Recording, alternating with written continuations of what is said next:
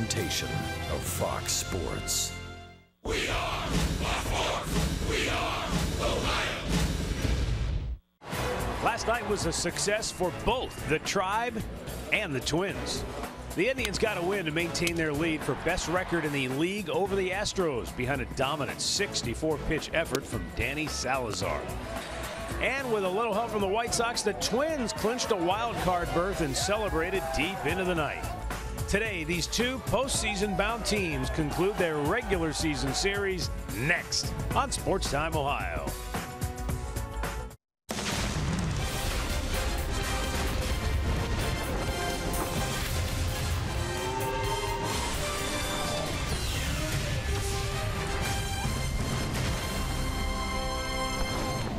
Well, this spectacular Indian summer continues, and we've got a matinee affair, a high noon start as the Indians and the Twins bid adieu for the regular season. Could there be a meeting down the road? Well, we'll have to stay tuned. Right now, the Cleveland Indians, 99 wins.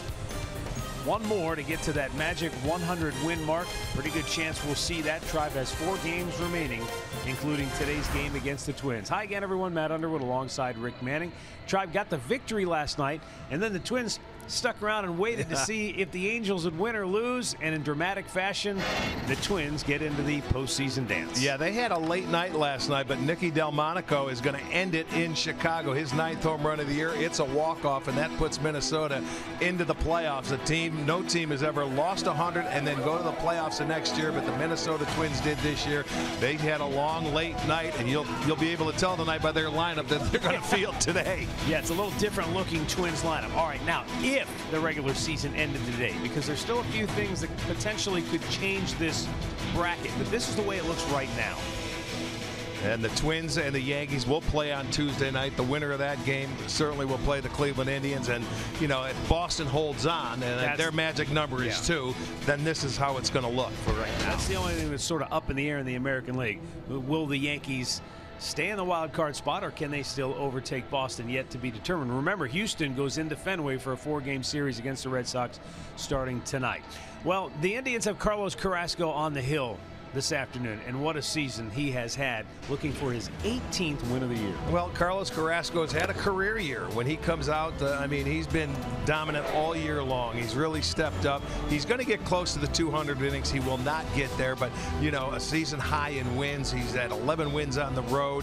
He's looking to get a career high in strikeouts with that ball head of his, but, you know, Carlos Carrasco, 17 wins, and season high on the road, 11. He's looking for his 7th win at home.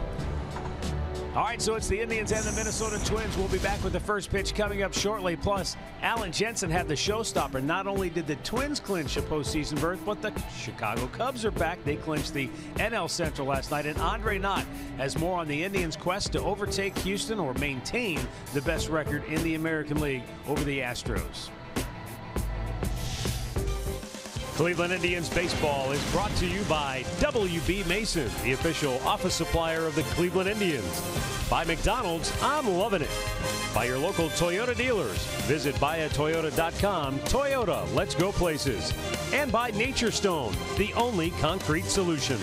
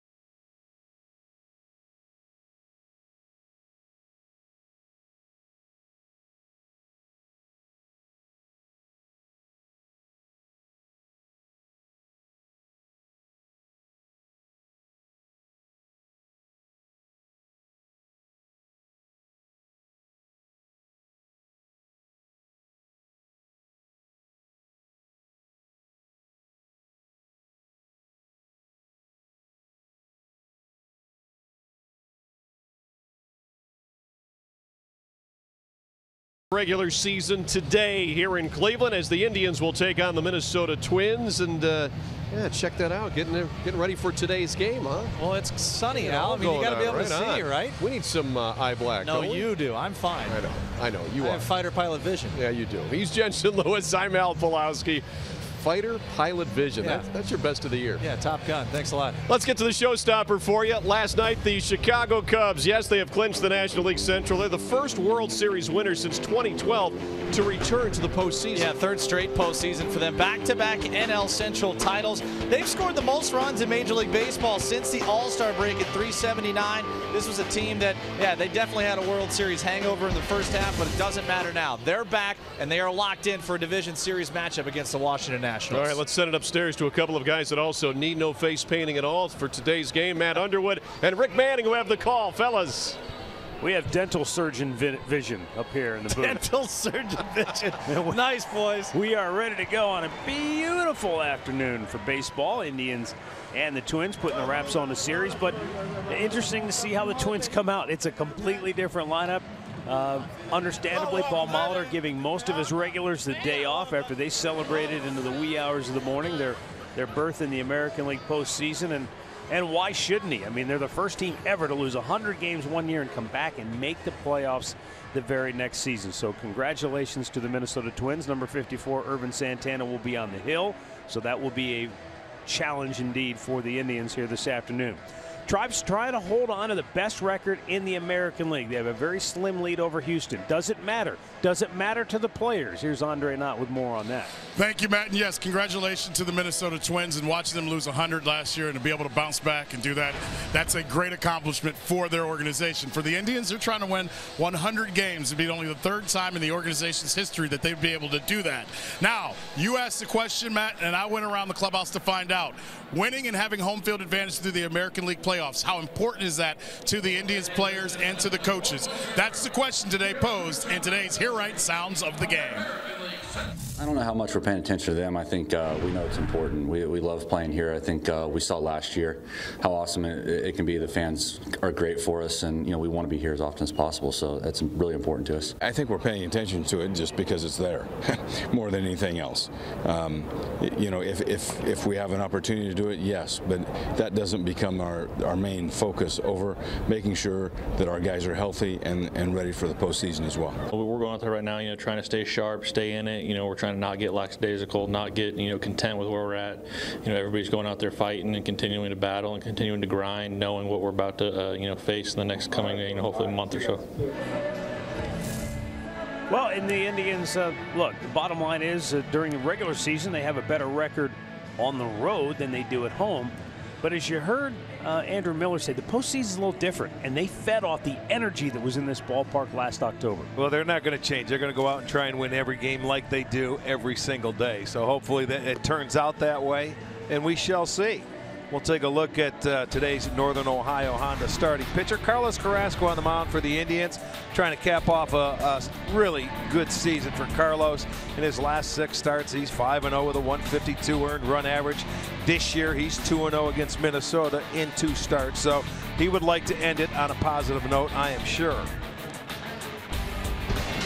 And the Minnesota Twins starting lineup for Paul Molitor is brought to you by Hen Coop Tires. Zach Granite is the leadoff man today. He's in center field. A-Ray Adrianza is at third base batting second. Jorge Polanco, he's one of the regulars still in there.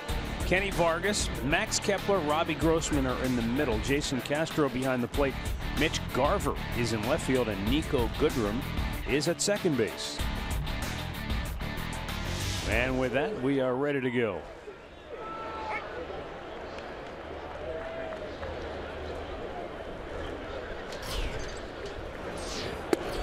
Carlos Carrasco's first pitch, a fastball strike to the outside corner.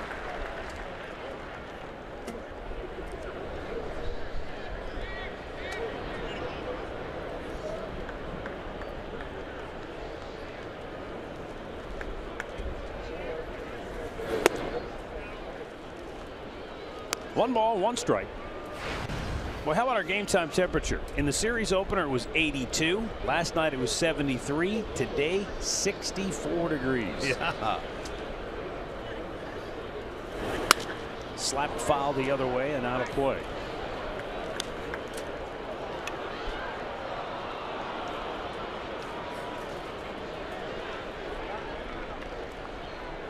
Looking out at the gates, look like a few people taking a half a day off of work, wanting to come to the ballpark and enjoy a day baseball. Last noon start of the year. The 1-2. You know, early on when I first started calling games back in 2000, there weren't a lot of these midweek day games. They were pretty rare. But I've come to really enjoy them, and I think the fans like them too. I do too. You know, they draw very well, and not only here, around baseball. Ground ball towards second. Jose Ramirez will throw out Zach Grant, 1 down. Let's check the Tribe defense for you this afternoon, brought to you by Ram. Chisenhall gets the start in left field. Kipnis is in center. Bruce is over in right. Urshela and Lindor on the left side. It'll be Ramirez and Santana on the right side, and Perez is behind the plate. Bill Miller, the veteran crew chief, has the plate. Adam Hamari is at first base. Todd Tishner is at second. And Kerwin Danley over at third. A-Ray Adrianza.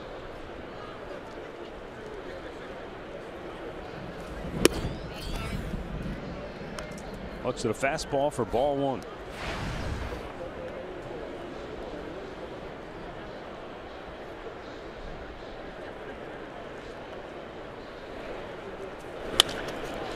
Flare toward left.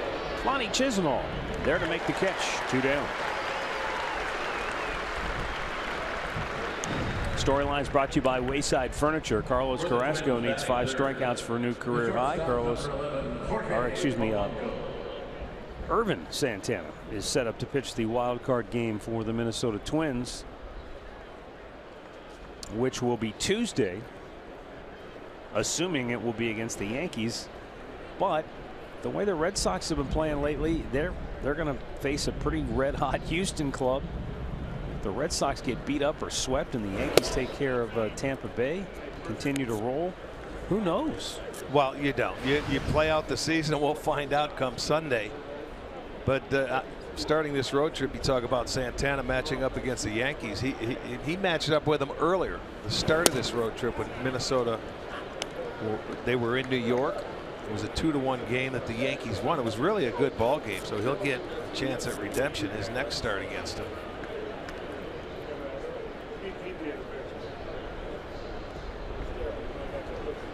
Two balls, no strikes. The count on Jorge Polanco, and that's 3-0.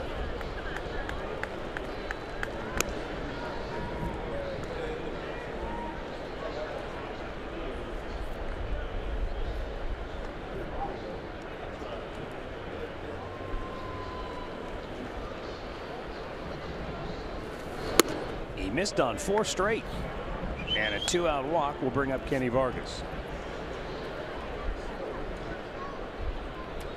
Batting fourth now for Minnesota. This is first baseman number 19. For the Minnesota Twins, 83 and 75 on the year. You know, this was a team that everyone wondered, myself included, could they hang in there? Could they maintain? I mean, they got off to a good start.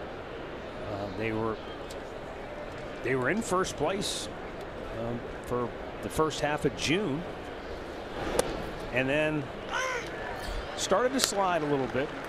All-star break, 2.5 back coming out, and then they went out west and got swept by the Dodgers, and they were 6 games out of first place, and everybody said, well, time to sell. They made a few trades. They dealt their closer away, but they didn't do anything majorly drastic, I guess is the best way to put it. And after falling 6-7 games out, what happened? They turned it around. Yeah. And it was Paul Mahler. He deserves a ton of the credit because he wrote on the dry erase board, no retreat, no surrender. And the players bought into that. Say, hey, you know what? We're not out of this yet. And to their credit, they have fought their way right back in. And they are the wild card team in the American League. The second wild card club. Ball in the dirt, down the second. Goes Jorge Polanco on the wild pitch. 10th of the year by Carrasco. Well, remember the other goofy thing, Arch. They traded for Jaime Garcia. Made one start. Made one start, and within a week they traded him away. Yeah, they flipped him to New York. Exactly. So it's been a weird year for Derek Falvey. This first season, he's technically not the GM title-wise, but that's what he's doing. And it's been challenging because the club he inherited, a 100-loss team that played really well this year, above and beyond expectations. Swung on and missed. Cookie Carrasco strikes out Vargas to end the top half of the first, and the Indians are coming to bat.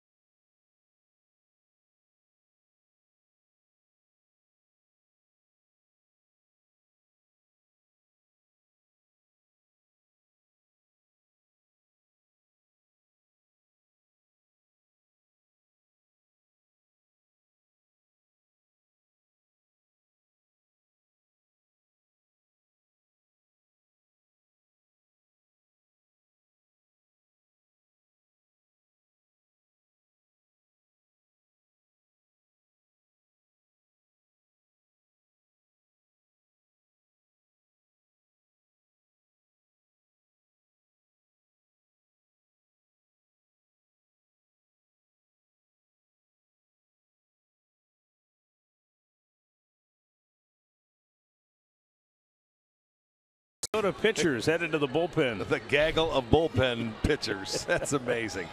All right, let's check out Urban Santana, who's having a fine year as well. He's a Northern Ohio Hyundai starting pitcher. Santana 16-8 on the year. He's 5-1 in his last 6 starts, and he's pitched very well against the Indians this year. In 3 games started, he's 2-0 with a .47 earned run average in 19 innings, 1 earned run allowed.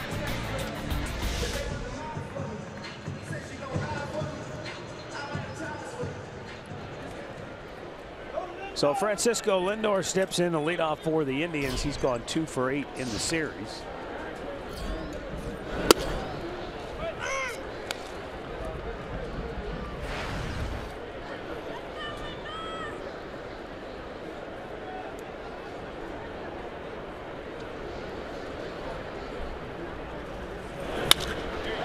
Driven to left.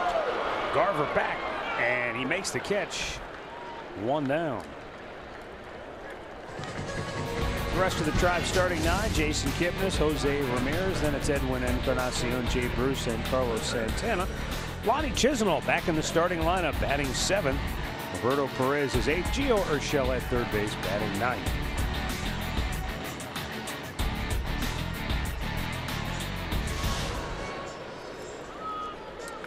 You think Derek Falvey fielded a few calls about Urban Santana when the trading deadline got closer and closer? Santana having an incredible season, and look, they signed him to a 4-year deal, and his first 2 seasons were rather uneventful. First season he had the PED situation, so he had to miss first part of the season, but you know, he was 14-16 in his first 2 years as a starter, and this year, wow, complete about face. Jason Kipnis is in the air to left. Garver makes the catch again, 2 down. There's the Twins defense, brought to you by WB Mason. Garver in left, Granite in center, Kepler over in right. Adrianza is at third, Polanco is at short, Goodrum is at second, Vargas at first, and Castro doing the catching.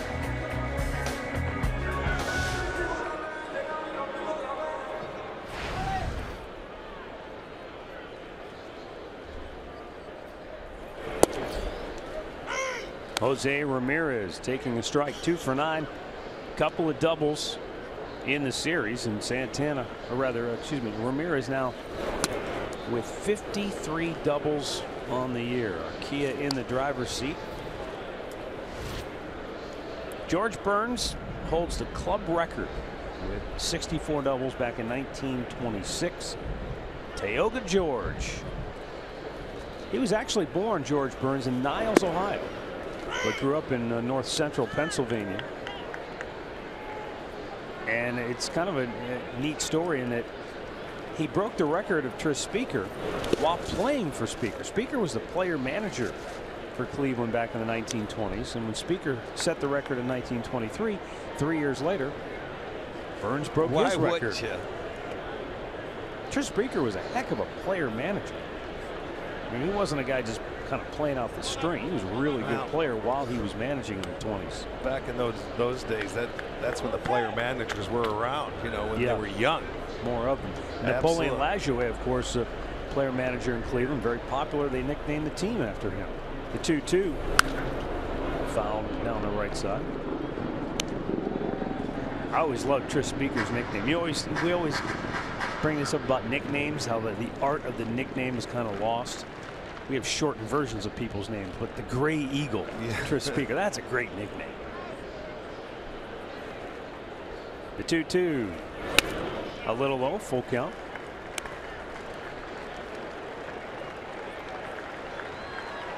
There he is. Payoff pitch. Chopped to first base. Vargas with the flip to Santana, and the Indians are retired in order. No score after 1 in Cleveland.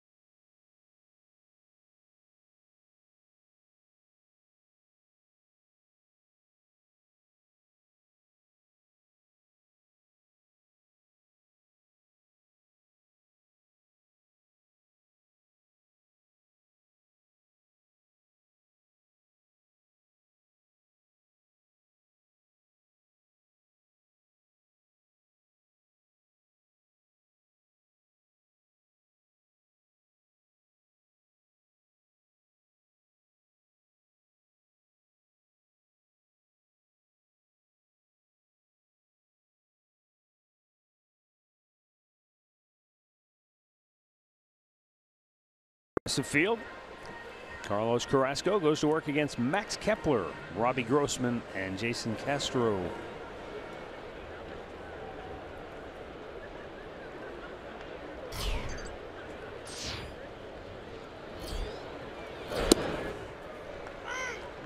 First pitch strike from Cookie.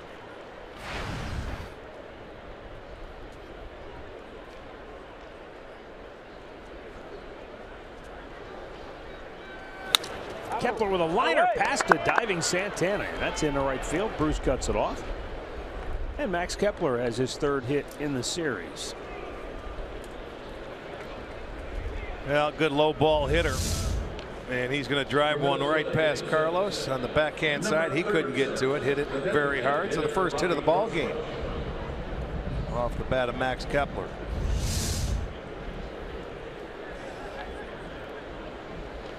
Robbie Grossman, the Twins DH. Batting ninth in the first 2 games of this series, moves up to the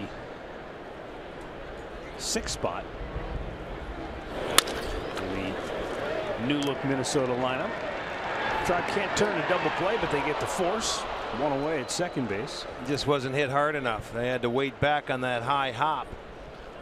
Grossman able to beat it out. So 1 on 1 out for Jason Castro, and we bring in Andre Knott. Well, as Cookie Carrasco looks to continue his great season, some numbers that were dug up that kind of jumped out to me. Remember we talked to Arch Matt a couple weeks ago about the Indians throwing the least amount of fastballs in baseball. Well, their opponents are hitting 151 against Carrasco's 3 off-speed pitches, his curveball, slider, and changeup. With that trio, he's gotten 325 swings and misses this season.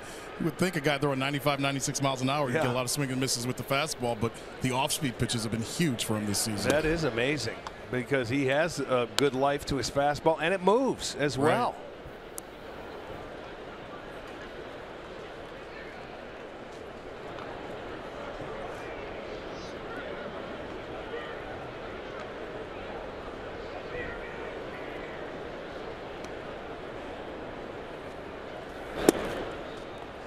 Jason Castro takes a strike, and the count is even at 1-1.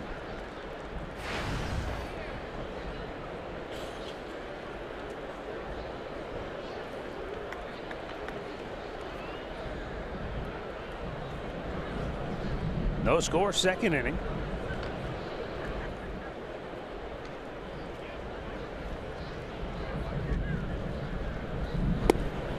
There's the off-speed pitch. Nice and slow, and just kind of drops it over the outside corner. 1-2. Well, that's what you have to do when you respect his 95-mile-an-hour fastball.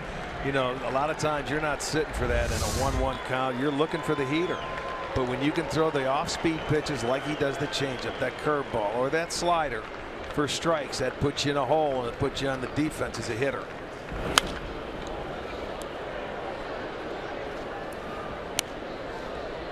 Changeup right there that he fouled off the end of the bat.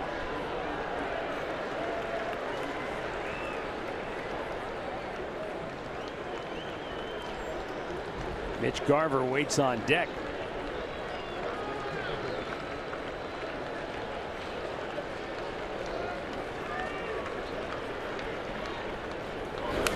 Fouled back by Castro. Stays alive.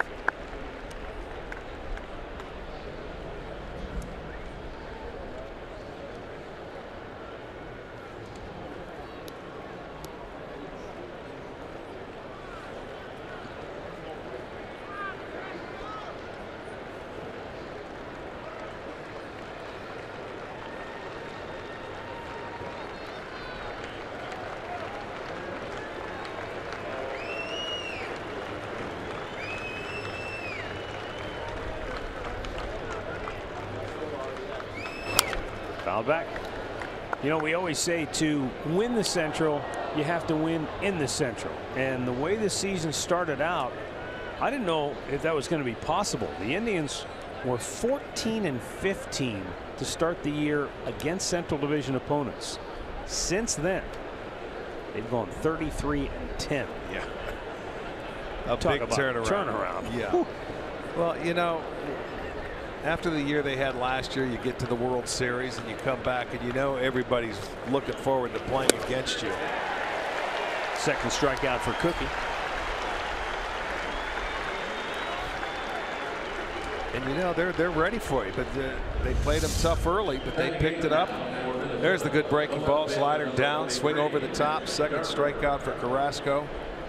You know, Minnesota, they've held their own. They're 39-33.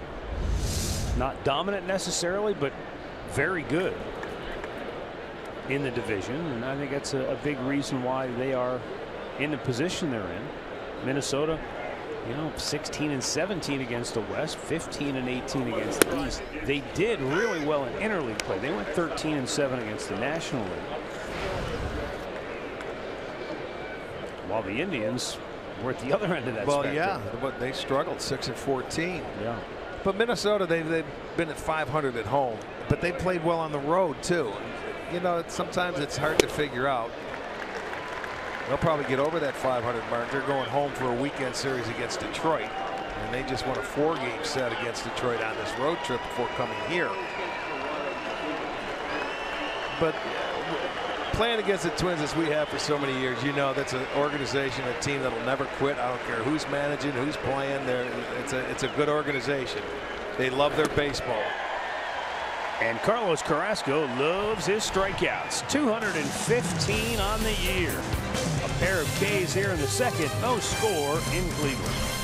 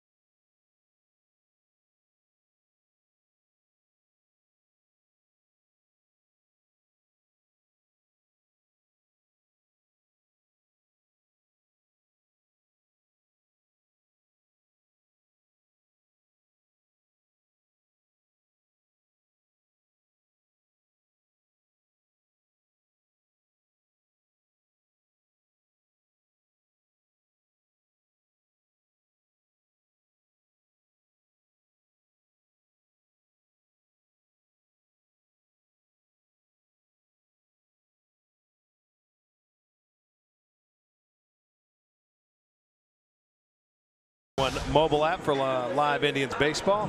Stay connected with fully customizable experience. You can get home screen icons and app features, as well as game day live, game video highlights, radio broadcasts, and more.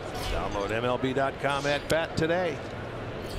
Edwin Encarnacion at the plate. 38 homers, 104 runs batted in.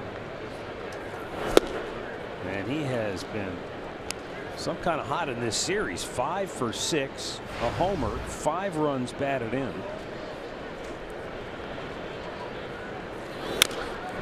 Pulls it foul. Yeah. Our stat of the game brought to you by Buick. You know, runs batted in, they tend to come in bunches, especially when you're talking about power guys in the middle of the order. And Eddie has moved right in there among the leaders now. He's had a heck of a September. And you look at him, 26 ribbies, 7 homers, hitting .337. And I remember earlier in the year when Santana was facing Encarnacion, he almost looked at him and said, "What are you doing? You're trying to hit everything out of the ballpark." You remember that start? Yes. Yeah, early in the year, he literally was using just. He was trying to pull everything of the field, and he wasn't taking the walks, and he was expanding his strike zone, and he was trying to do too much. Well, he's seeing a different guy now. On base percentage at .381. That's 5th best in the league. And another base hit. He has been swinging it very, very well. And not only that, he's been going the other way, taking the base hits to right field. Well, guys, to play off of your conversation with that, I'm talking to Edwin. Santana did make a big deal to him and saying, you got to be yourself. But Edwin said he was uncomfortable when he first got here. He told me that last night. He said just settling in has helped him tremendously. And now he feels like himself. And he says, what better time to feel like yourself with the team getting ready to go into the playoffs? Part of the family. It takes a while. Well, after spending all that time in Toronto, it's not an easy thing to do to just pack up and leave.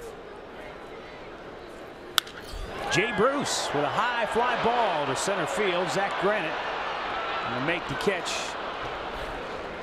1 down.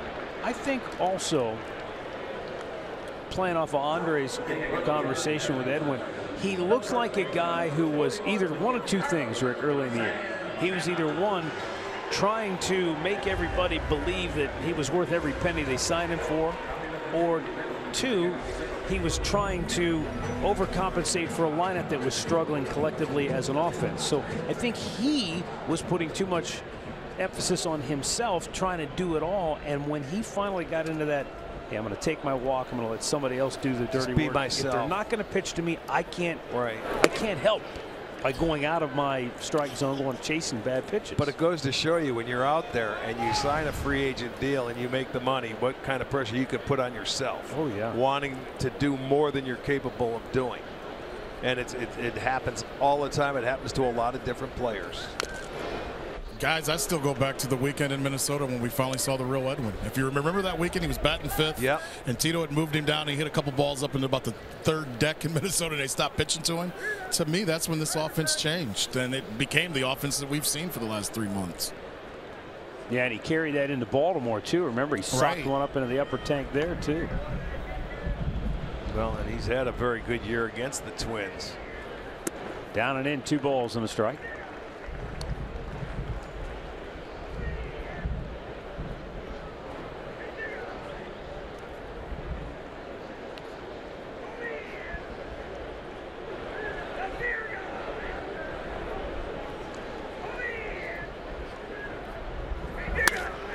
Line drive, base hit right field. Edwin will stop at second. That got to Kepler on one quick hop.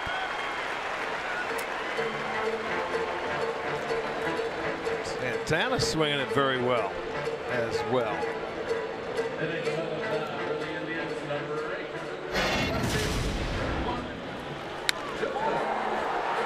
Edwin is putting the finishing touches on a fantastic year. The walk-off grand slam, certainly a big highlight. Anytime you hit a slam, it's a highlight, but to do one in walk-off fashion. Yeah, one of the 6 the Indians have had here at Progressive Field this year.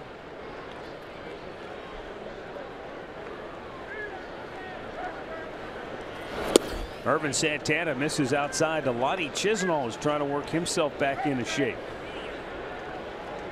Missed that much time. It's not easy to just step right back in. Trying to get that timing. More than anything, you're trying to show your manager that you can be counted on, that you're ready to go. And I think that's the most difficult thing for Tito and the coaching staff and the front office guys, is they put together the postseason roster.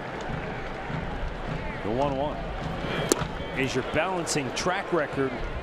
You're balancing what you know, what you have seen, with the reality of, okay, this guy's missed X number of days or X number of weeks. You know, Brantley, Chisenhall, there are a number of guys in that situation that they've got to figure out. And that's the question mark. You just don't know how they're going to respond after missing a lot of time.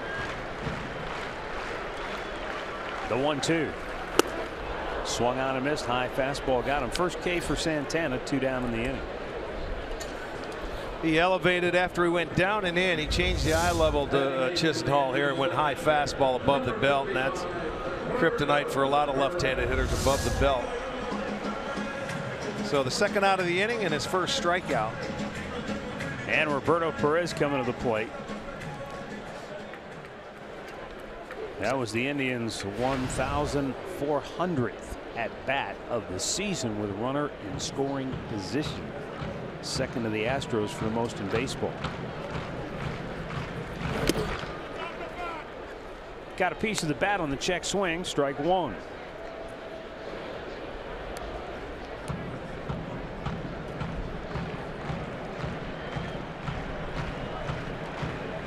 Irvin Santana has done a really good job in the Central this year. We were talking about Minnesota playing well. In his 15 games, he is 9-2. And I think his presence, how he has pitched for them, that's enabled them to avoid any kind of major slumps or any prolonged losing streaks. He solidifies the staff, you know, like a Kluber does when he came back and he let everybody else around him get that much better. But he's the stabilizer. But, you know, he's not a very boisterous person. He's very quiet and laid back. You would never know he's around. He just goes out there every 5 days and he deals.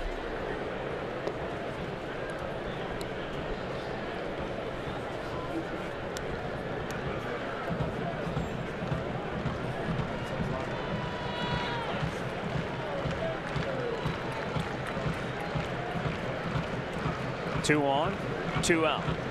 1-2 pitch. Bounced in front of the plate, and Encarnacion's going for third. The throw is in time, and the inning is over. He hesitated. Yes, he did. And then decided to go, and they threw him out. So the Indians get a couple of hits, but they cannot cash in. And after 2, we have no score in Cleveland.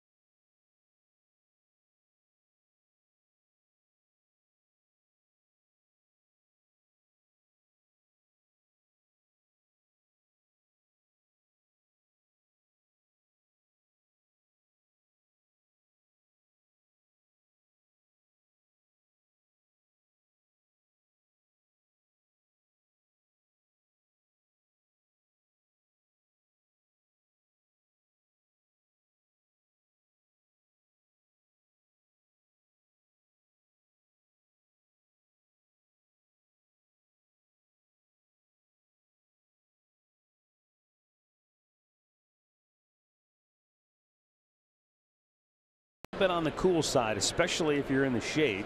64 degrees at game time. If you're in the sun, it just feels like an absolutely perfect fall afternoon. Nico Goodrum to lead off for Minnesota.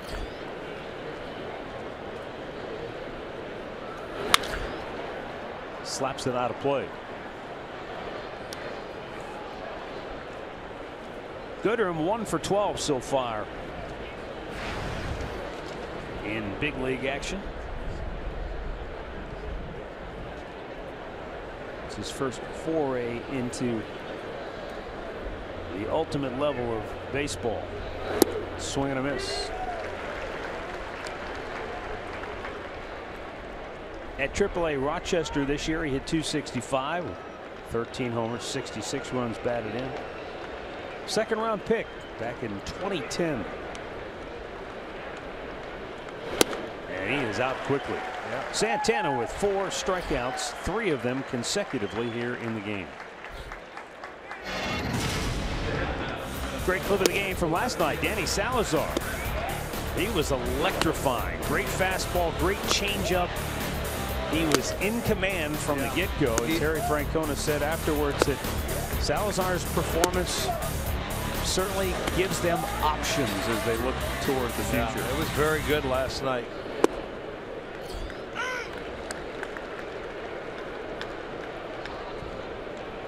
Now, whether or not Danny Salazar is on the postseason roster and what role potentially he would fill if he is, that remains to be seen. Ramirez, quick release, throws out Zach Granite, 2 down. What is it, about 14, 15 straight strikes thrown by Carlos Carrasco? 14 in a row. Yes, it is. You know, that start by Salazar, you never know. You don't know what's going to happen until Wednesday, whether he's on the roster or not. Maybe he waited too late to that last chance to pitch, you know, before he showed everybody what he has. That could be unfortunate. But we know one thing: his arm, when he pitched like he did last night and throws strikes, he's tough. Yeah, when you could throw 97, 98. And he can dominate and get strikeouts. He has what averages over 12 strikeouts per 9 innings. Ehire Adrianza flied to left his only time up.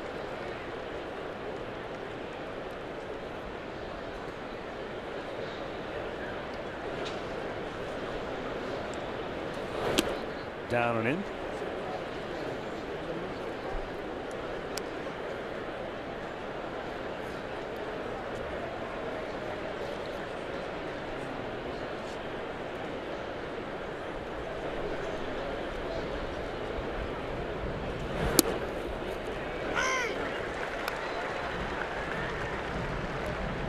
Two and two the count.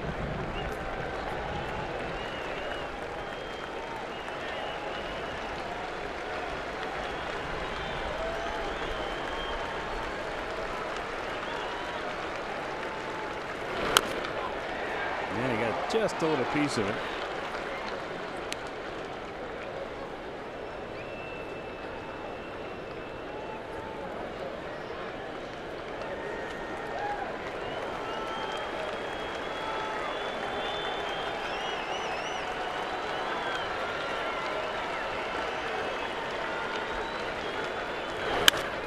Ground ball single into right field.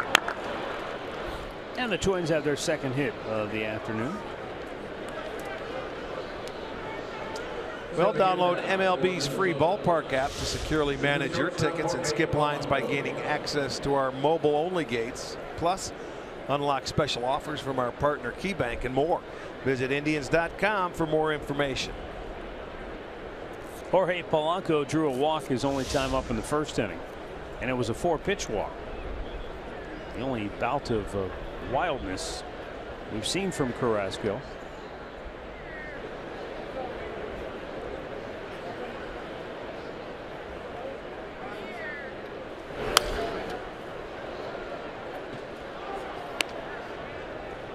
Mentioning before how these noon starts are really enjoyable for a lot of the fans in particular. Tom Bochenek says this is the 8th noon start of the year for the Tribe, and they've gone 5-2 in these high noon affairs, and the average attendance just a little under 25,000. Yeah, people still love day baseball. You start earlier in the year, and a lot of times the kids from school get to come out here for weather days that they have when you start in April and sometimes May. And I haven't really looked at the schedule to see how many we have next year, you know, with the change in the schedule a little bit. You know, I don't know that they've done a lot of the game times yet. True. But there'll be opportunities, I'm certain.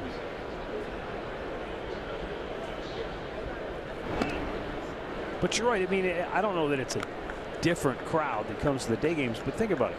With the noon start, it gives many of your maybe senior citizens an opportunity to say, hey, let's go down to a noon game today. So I don't have to deal with driving at night or dealing with all of the more of the traffic, but get some younger people.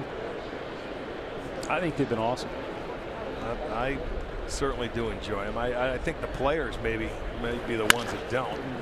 Santana will take it himself, and the side is retired.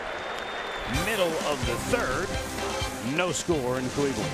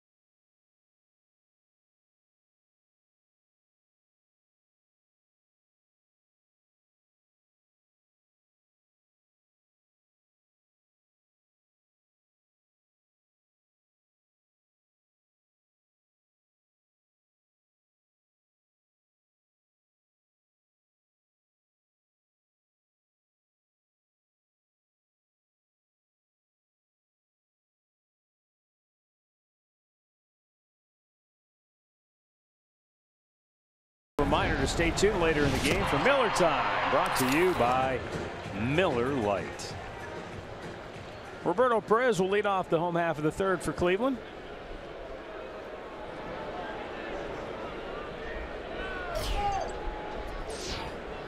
He was at the plate when Encarnacion was thrown on at third base. Roberto sends a high fly ball to left field. They're looking at now each the other. Center fielder comes in and sliding to make the catch is Zach Granite.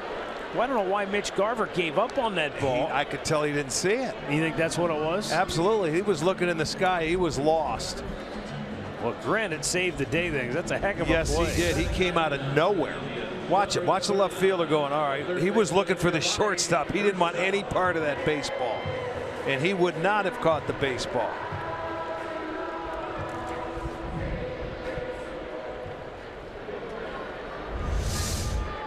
One down for Giovanni Urshela.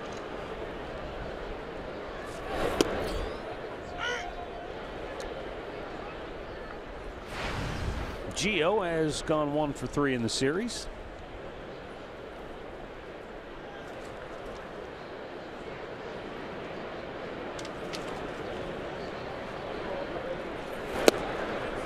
In off the plate. 1 ball, 1 strike.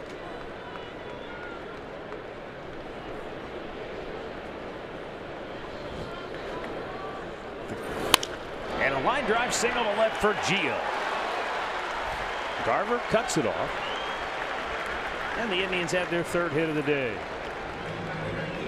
Now Gio has continued to swing the bat well here of late. Yandy Diaz has obviously swung the bat well. Gio has a much better glove defensively. So where does that leave the Indians at third base where the postseason is concerned? Andre?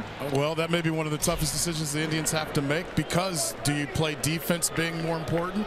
And Yandy hasn't had a lot of consistent at-bats. And I know in talking to Tito, that concerns him a little bit because he feels like he's a rhythm guy. He says his rhythm may be gone, and Gio has swung the bat well.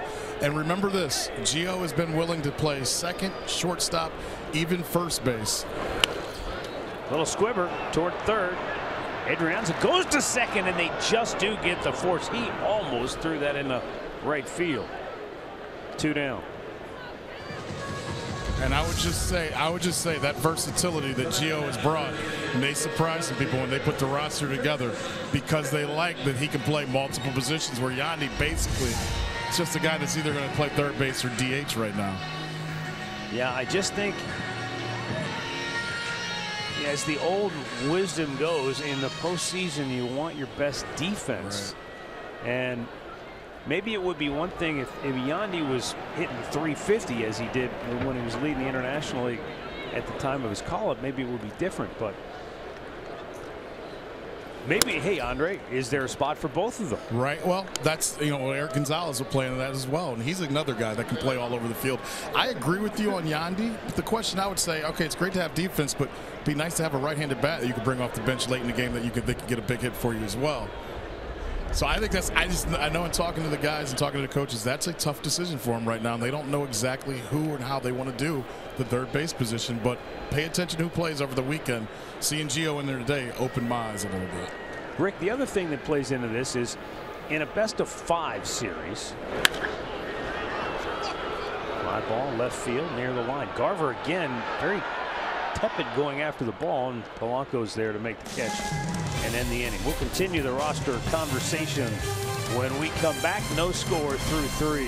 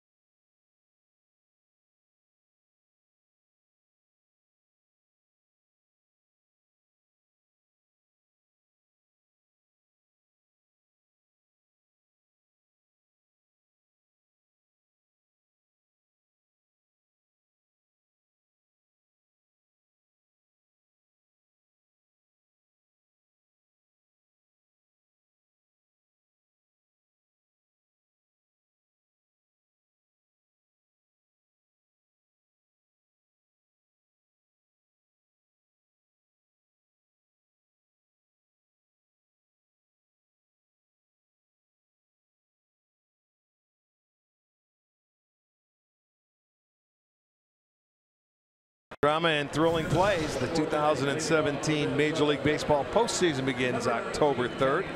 Go to MLB.com postseason for a full schedule. And even though you won't be able to see the games here on Sports Time Ohio, me and Rick and Andre will continue to keep you updated and in the know with everything about your favorite club right here on Sports Time Ohio. We'll have postseason coverage 2 hours before every Indians postseason game right here on Sports Time Ohio, and then we'll be on right after the ball game as well. So 2 hours before every postseason game, tune us in. Just like we did all last year. Yeah. Andre and I will have interviews with the players and coaches and all the in particular guys that are on the field. Rick will join Al and Jensen in the studio. They'll have the analysis, the highlights, break it all down.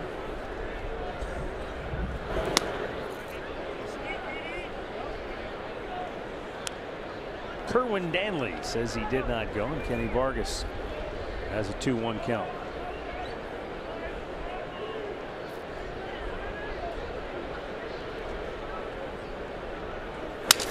Broken bat roller to short. Lindor throws him out.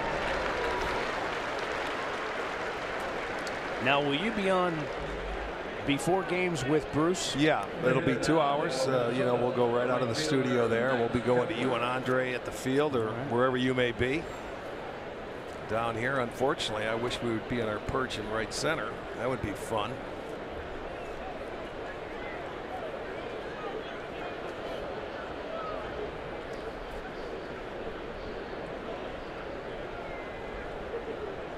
Max Kepler, base hit, his first time up.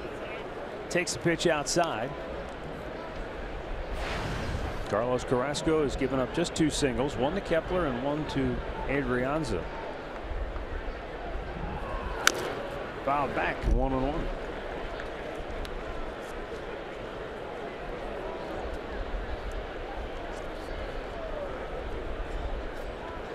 We won't know the schedule as far as the game times for several more days, maybe not until after the wild card game is completed. Yeah, that could be true.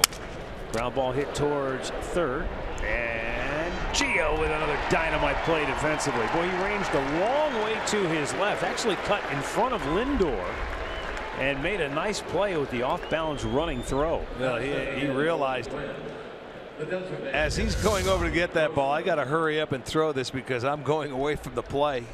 And he was the only one that would have been able to make that play. I think if he didn't get it and Lindor had to, he wouldn't have been able to throw him out. So he does cut it off and makes a nice play. I was going to say the one thing I really enjoyed last year was the number of, I know some fans may hate this because they're working, but I like some of those day playoff games, the afternoon starts that we had. I think a lot of fans do. You know, I think the kids, you know, they always talk about in baseball now for the kids. They want to keep them interested and get it going. They don't get opportunities to watch too many playoff games. You know, you're starting after the late schedule, right? 9 o'clock. Whoa, what a grab by Cookie. Takes care of Grossman, and the Twins are gone on 9 pitches here in the 4th. Still no score in Cleveland.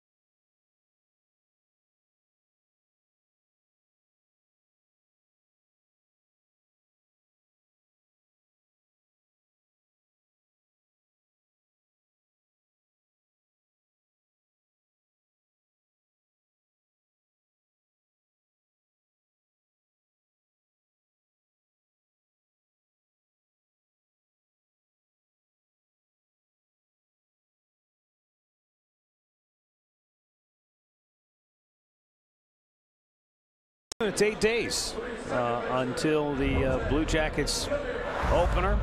They'll be taking on the New York Islanders. These will not be the Islanders of Brian Trottier and Mike Bossy and Pat LaFontaine. But the Islanders and the Blue Jackets will drop puck down to Columbus to get the season started.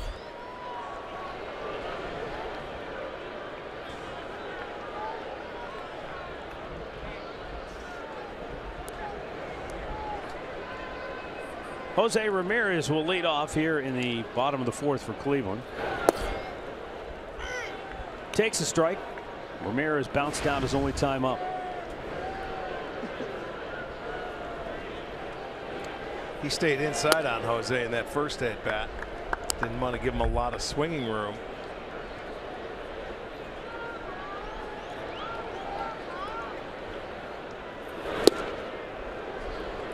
That's a very good slider. His slider goes straight down.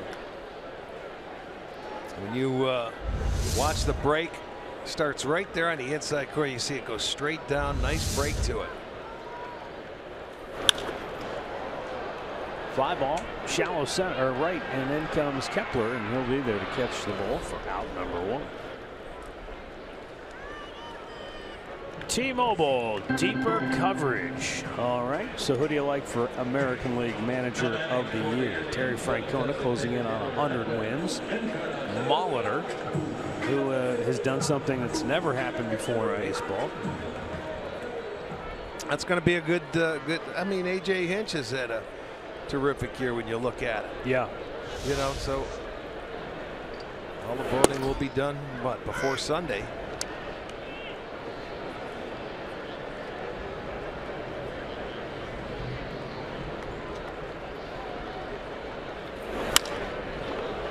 Softly punched towards center. Granite comes racing in, 2 down. I know with awards, especially the Manager of the Year award, Tito, the thing that gets him is that he enjoys the ability to brag about the organization. So if, you know, when he won the award before, he enjoys being able to get up there and talk about everybody else that helps him his job, get the job done. Well, the managers, they don't care about it. They want their team to continue to go, and they want to win. They want the big prize. Paul Molitor's proud of his team, as all managers are when you get to that point, you get to the playoffs. I mean, you have to be. That's the goal you set out to do, is to play. And when you accomplish that, that's accomplished by the 40 guys in that clubhouse all year long. Broken back ground ball to second. And the Indians go 1-2-3 on 8 pitches.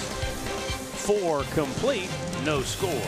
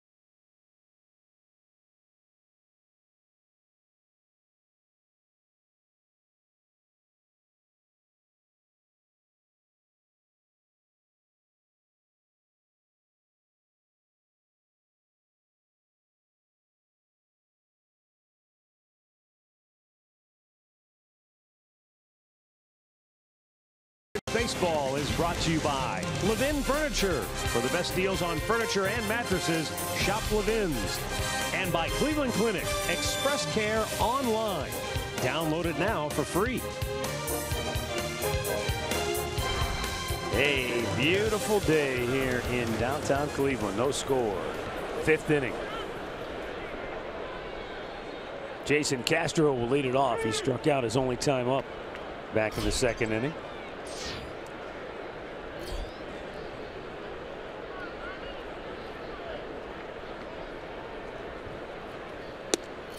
Carlos Carrasco delivers the first pitch strike.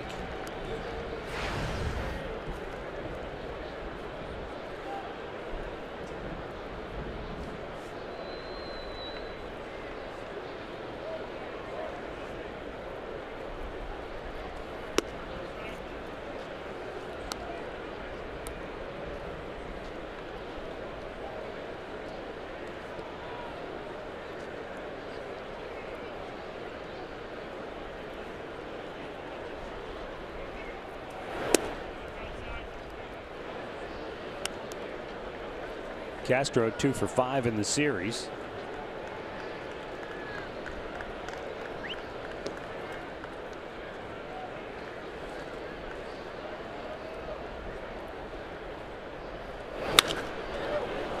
Center field. Kipnis comes racing in, can't get to it though. And Jason Castro has a leadoff flare single here in the 5th. Well, one thing you got to know now, the wind's blowing in. It's knocking the baseball down a little bit. I mean, you can see it off the bat, and you can see Kipnis sort of, went sideways, but he wasn't going to catch it anyway. But that's a day game. That wind's blowing in. You might be able to play a little bit more shallow than you normally do. 3rd hit for Minnesota.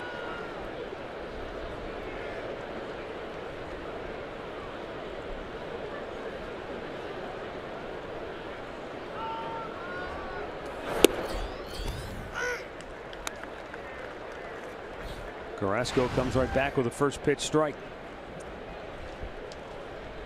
Mitch Garver was disposed of quickly his first time up. 3 pitches. All it took. He's seen 5 pitches today and they've all been strikes. Well, when that's the case, and you know what? You swing. You better. Yeah. You better not wait too long.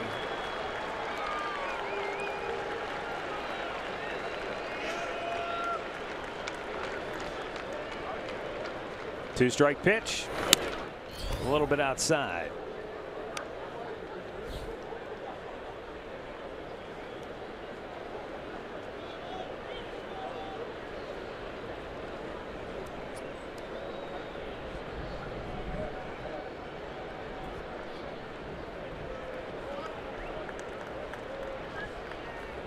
The 1-2 swung on and missed.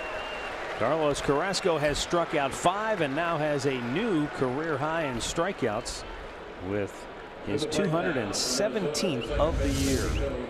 Well, and it comes down what else but that slider right there down and away. Good pitch. That's going to bring up Nico Goodrum, who struck out swinging his first time up. So career year for Carlos, not only in strikeouts but in wins and innings pitched.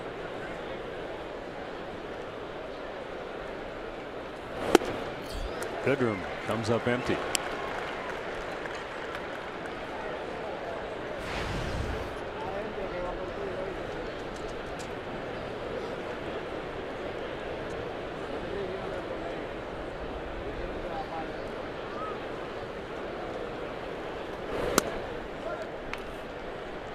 Send along some birthday wishes. Julia Blaha of Avon Lake is 98.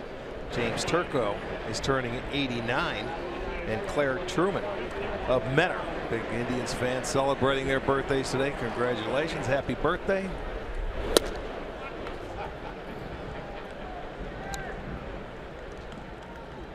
Georgia native Nico Goodrum. Big kid for a second baseman when you consider he goes 6'3", over 200 pounds.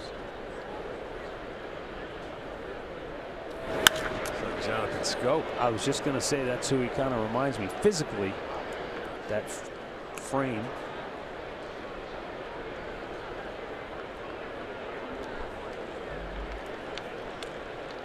Twins hoping that he turns out to be that good, huh? Yes, indeed. Yeah, you pray for that. He's really developed. He had a career year. Speaking of career years, scope for Baltimore, 100 RBIs, 30 homers.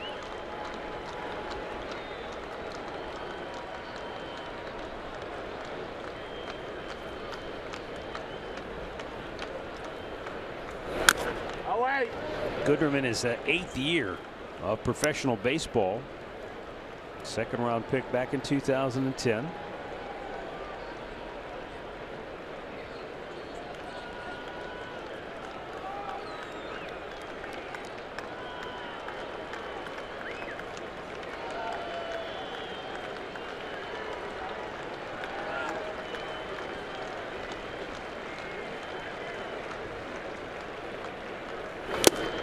Threw it by him that time.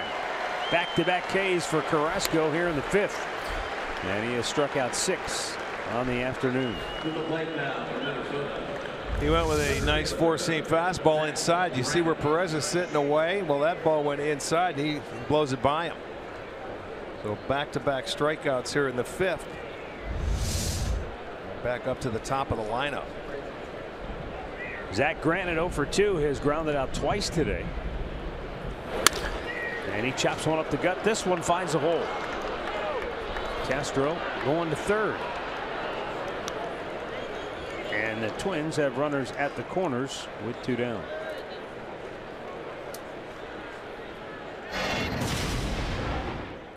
Injury report brought to you by the attorneys at Elk and Elk.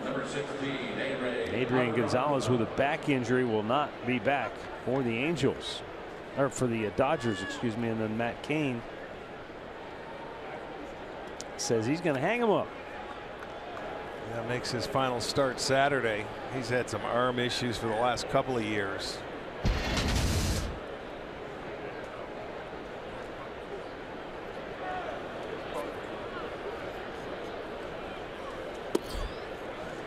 A-Ray Adrianza 1 for 2.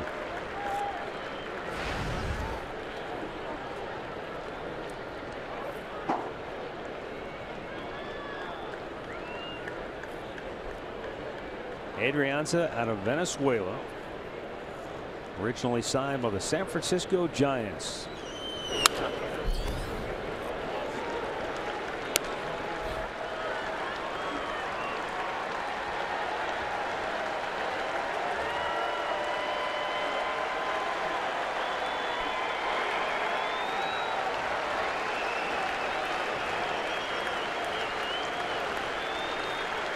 With Minnesota runners at first and third, Carlos Carrasco looking for another strikeout here.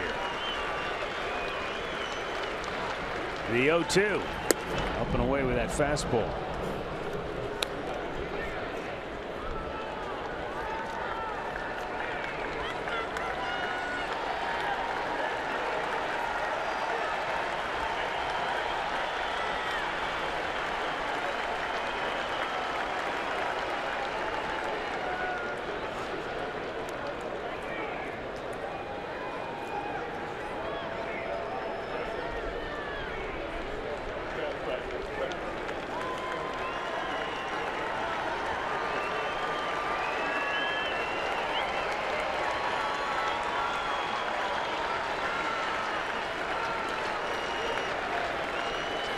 The 1-2 runner at first takes off, swung out and missed. He struck him out to end the inning. Carlos Carrasco is fan 7 on the afternoon, striking out 3 in the 5th, and Minnesota strands a pair.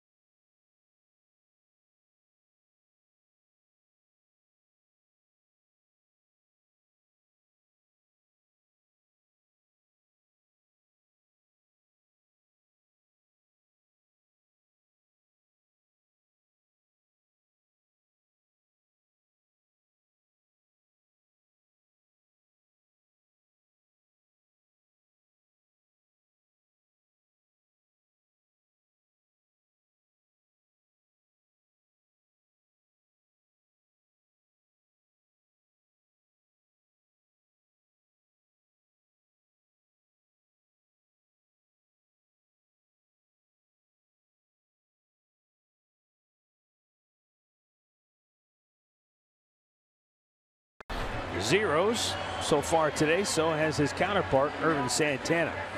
Scoreless game, bottom of the 5th. Indians 1 win shy of 100 on the year. They have won 30 of their last 33 games coming into today. And Carlos Santana will lead off the 5th after he singled his first time up back in inning number 2.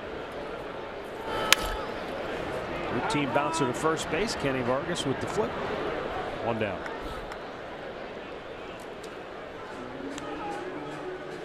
Join Jim Donovan and Tony Grossi tonight inside the Red Zone. You can talk about this weekend's game against the Bengals. The Red Zone kicks off tonight at 8 on Sports Time Ohio and streaming on Fox Sports Go. Here's Lonnie Chisenhall, struck out his only time up.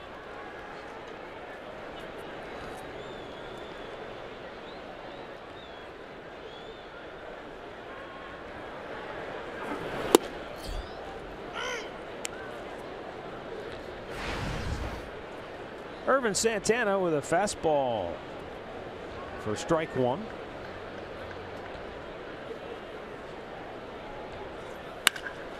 Lonnie laces one to left center field. That's going to be in there for a hit. Short hop the wall, and he'll go into second base. The throw goes to no one in particular, and it's a 1-out double. So good feeling for Lonnie Chisenhall, his 17th double of the year. Well, he stayed on that ball nicely and drives it to left field. He comes up again, and that ball away gives him a little swinging room. And he will get the double. And he's coming out of the game now. Short hops the wall. Hit through to second base, but that's an automatic double. You get that ball in there, lined up for third base. Greg Allen comes into the game now for Chisenhall.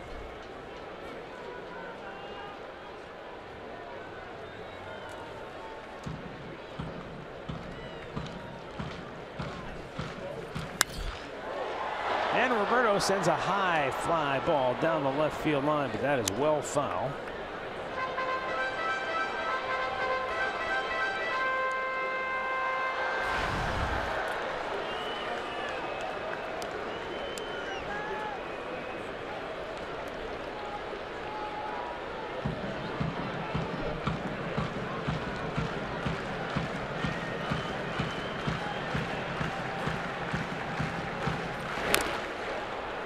Got a piece of that. Maybe didn't mean to, but it's 0-2. Yeah, a little check swing right there. Second time that's happened to him today. You know, Ervin Santana hasn't walked anybody. He struck out 1, but he just good command. They're putting the ball in play on him. They have the 4 hits. The only extra base hit is Chisenhall's double. He's on another run. He's thrown 11 consecutive strikes.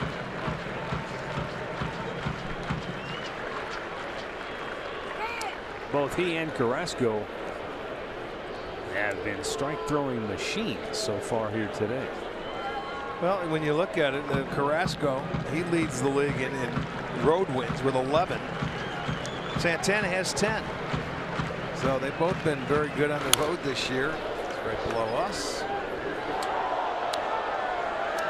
Santana has 9 outs on 3 pitches or less. So yes, he is throwing strikes. Yes, they may be a little aggressive.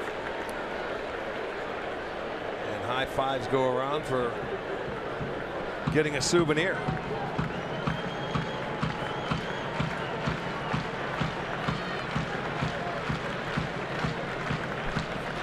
Oh, 2. Low and away. 1 ball and 2 strikes. A couple of really good innings in the 3rd and the 4th.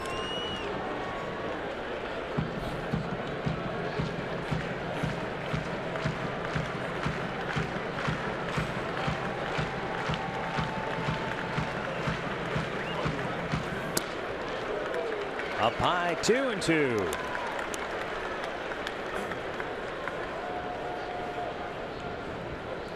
Gio Urshela waiting on deck.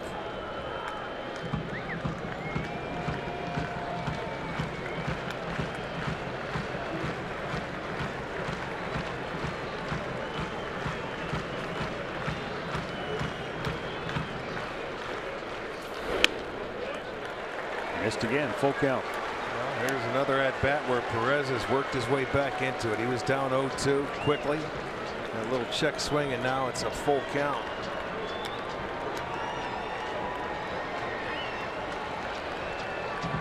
Greg Allen, who came on to run for Lonnie Chisenhall in scoring position.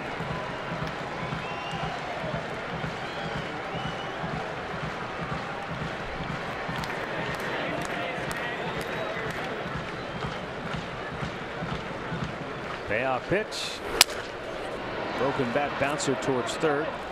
Adrianza will throw him out. 2 away.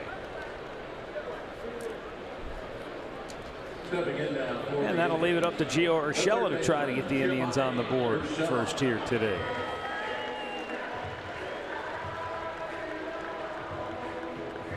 It's only the second time the Indians have had a runner in scoring position, and first time since the second inning, when they had 2 on and 2 out. And Edwin Encarnacion was thrown out trying to advance on a ball in the dirt.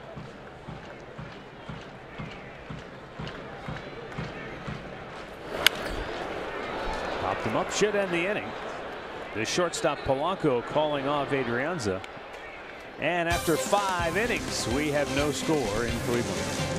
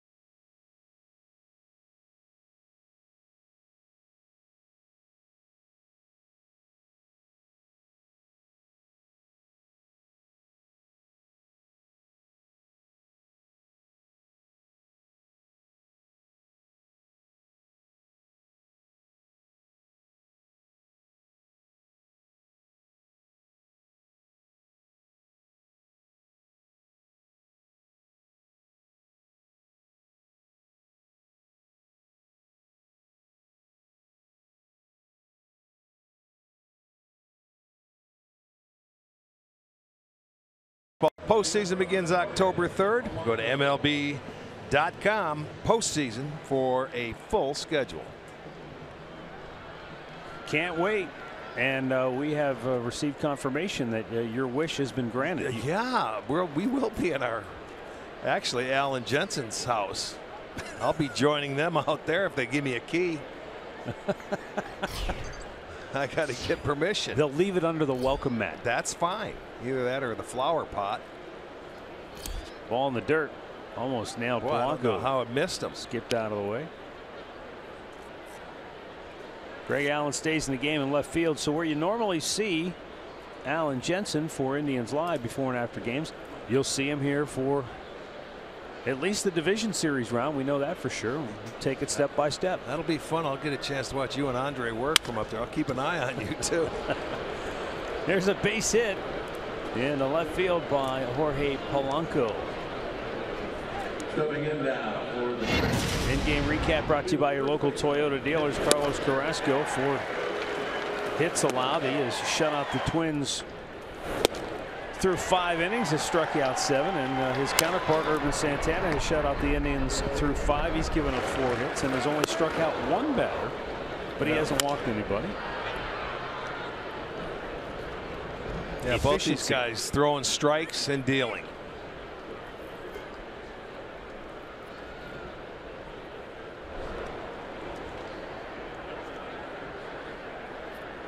Carrasco, first 2 times through the lineup, he threw 31 pitches the first time, 33 the second. Santana steps on the bag, throws to second base, double play.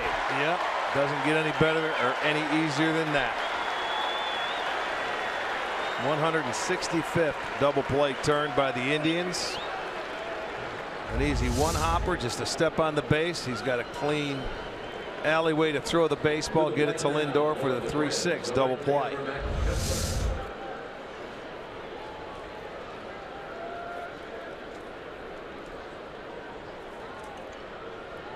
Andre, did you hear that?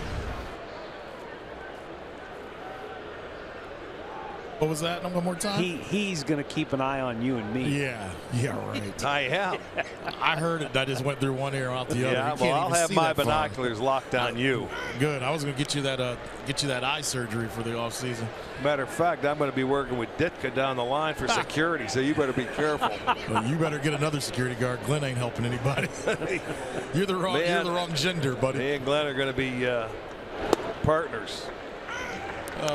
Weekend of Birdie starts a year too early, I see. Just take care of Jensen back out there. How's that hand today, by the way? I'm healthy, man. I'm good to go. I saw it was wrapped up when you got out of your car. Did the Bradley Zimmer cast on? Yes, he did. The 0-2 to Kepler. Swung on and missed. Carlos Carrasco continues to rack up the K's. 8 strikeouts on the afternoon, and he has blanked the Twins through 6.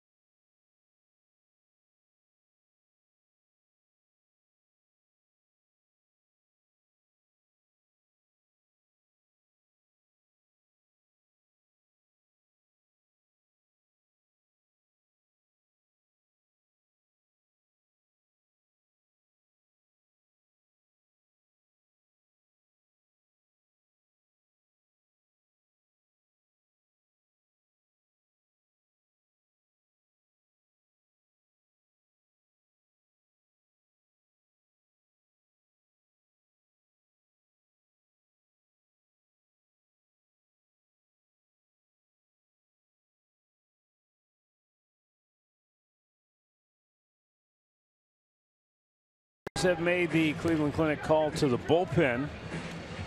Ervin Santana goes 5 4-hit shutout innings in his final tune-up before the wild card game on Tuesday. Trevor Hildenberger, right-handed sidearm slinger, will make his 36th appearance of the year. Santana did not walk anybody, struck out 1. He looked good. He sure did. I mean, he's only allowed 1 run against the Indians this year in his 4 starts, covering 24 innings. So he had a good year against the Indians. Mitch Garver goes back behind the plate from left field, and Chris Jimenez enters the game, and now he's in left. Now that explains to me why Garver in left wasn't going after that ball. He was looking for the shortstop. Yeah. I thought he was behind the plate earlier, you know, in this series. Bill Miller, the home plate umpire, says, "You sure you want to do this?"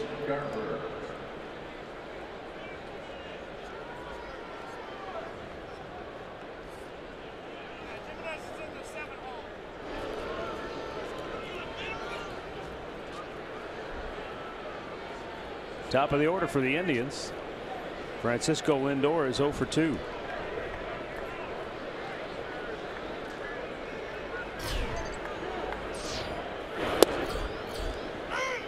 Hildenberger with a first pitch strike. Lindor 2 for 10 in the series, and putting the wraps on another fantastic year for him. 42 doubles for Lindor, 33 home runs, 88 runs batted in. You know, you don't predict numbers like that. You don't look for it, especially for a guy that's coming back with his second full year. Yeah, but boy, what a year it has been. Time will tell if this is a career year or a leaping off point for a young talented shortstop such as Lindor. Well, I still see the sky's the limit, man. This guy, he can still improve, no question, because he wants to. And at some point of the game, if he can't succeed, he always finds a way to do it, no matter what it is.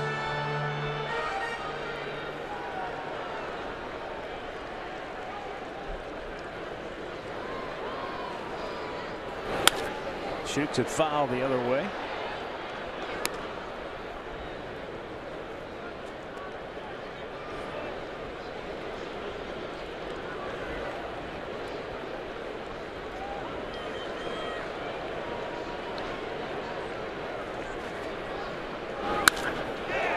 Hit in the air, deep left, back goes Jimenez. It's over his head and off the wall.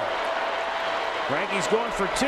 Jimenez makes a good throw, and Lindor's late slide. Man, I hope he's okay. He went in there awkwardly.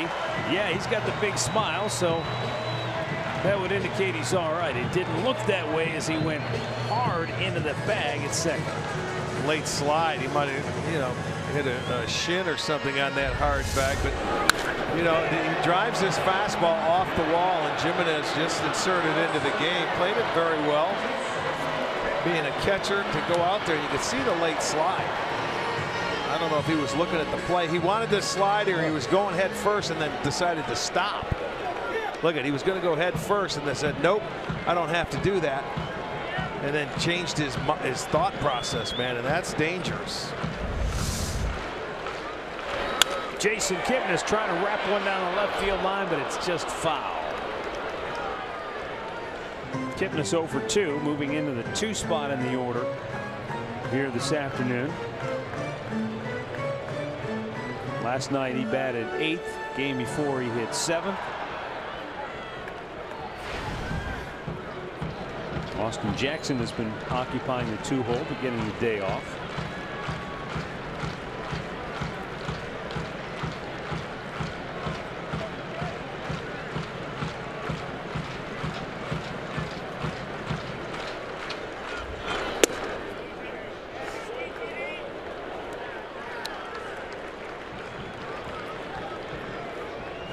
Kipnis fly to left in the first, popped up on the infield in the third.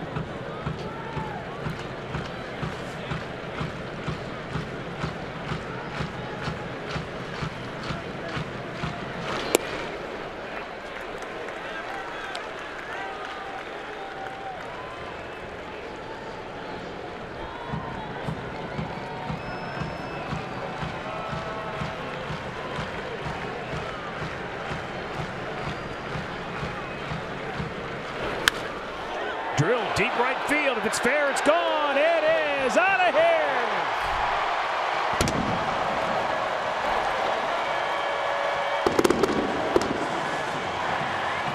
Jason Kipnis with his 12th dinger of the year makes it 2-0 Indians.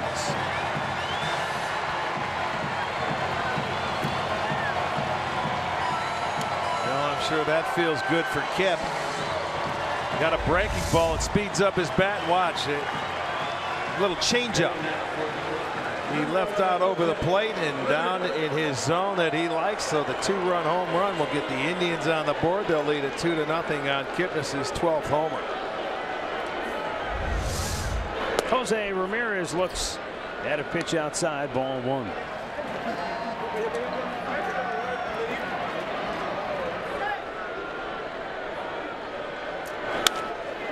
ripped foul right side. It started with the double by Lindor, and then Kipnis clobbers one into the seats in right field.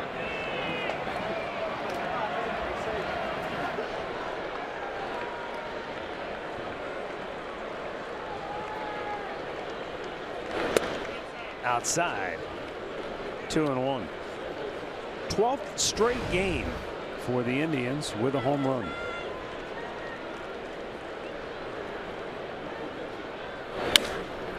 Jose sends a sky ball to left. Jimenez takes care of that one away.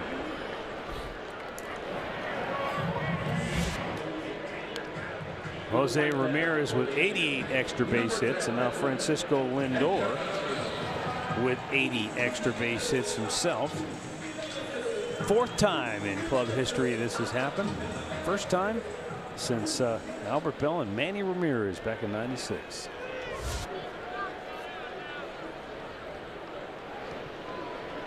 Twin shift, 3 on the left side of the infield for Edwin Encarnacion, who takes a called strike.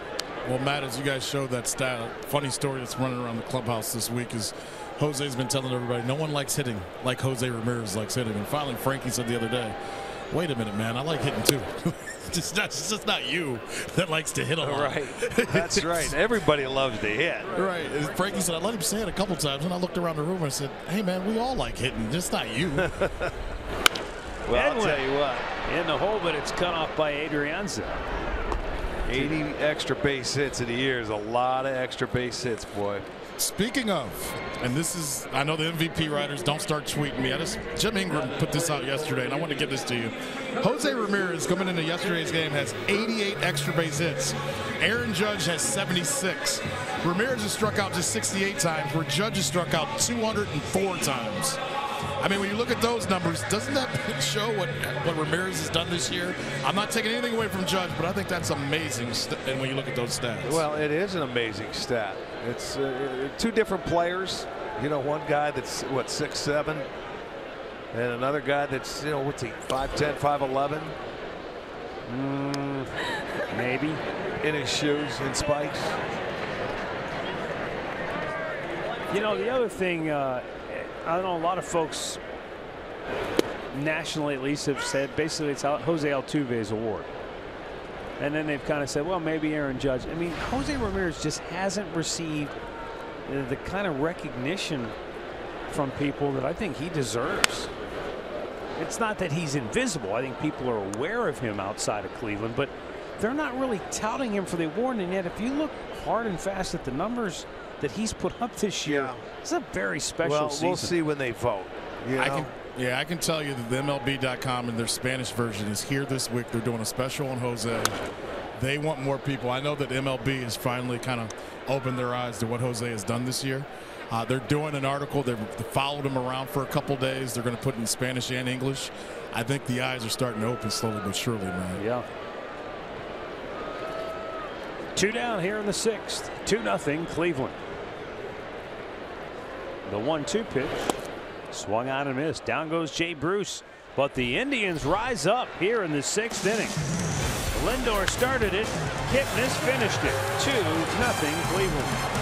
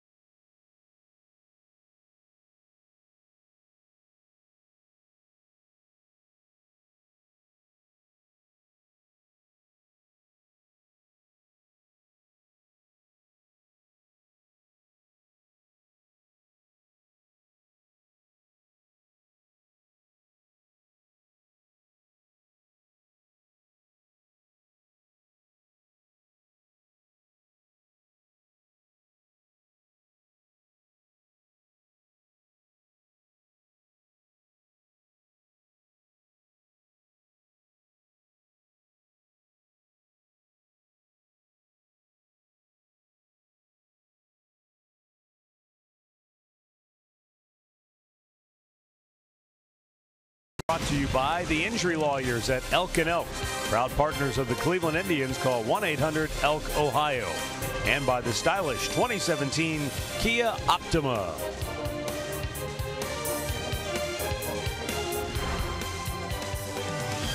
Nothing Cleveland, the home plate club. They're enjoying a beautiful afternoon here at the ball yard, right behind home plate. Where else would the home plate club? No, it's good. Center field.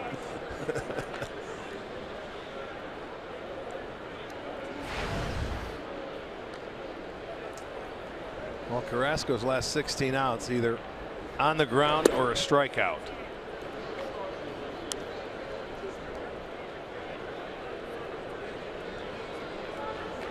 One ball in the air. That was the second hitter of the ball game.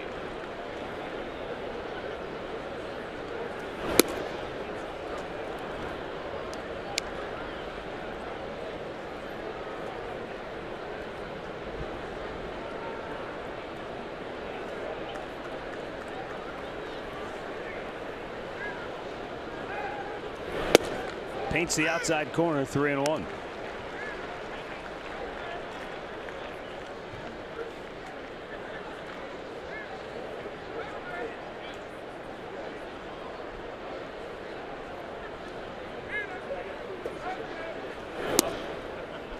Caught the inside corner, and now a full count. And when you've thrown better than 70% of your pitches for strikes, you're going to get some of the borderline calls. Yeah. Yes, you will. Down and in. He says, no, I like it. That's good enough. 56 of 80 strikes for Carrasco on the day, and that's a foul ball off to the right.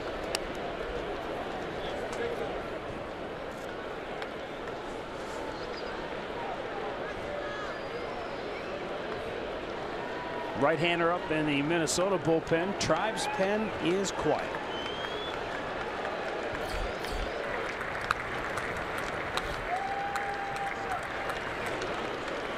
(3-2). Grossman with a line drive, single to right. And that's his third hit in the series. Well, he worked hard after having that count in his favor. The Red Cross depends on financial donations to be able to provide disaster relief immediately. Help those affected by hurricanes in the U.S. and Puerto Rico by visiting redcross.org or text Red Cross to 90999 to make a $10 donation. Jason Castro 1 for 2 today. He was lifted when they made the switch there, so this is Chris Jimenez getting his first at bat of the day.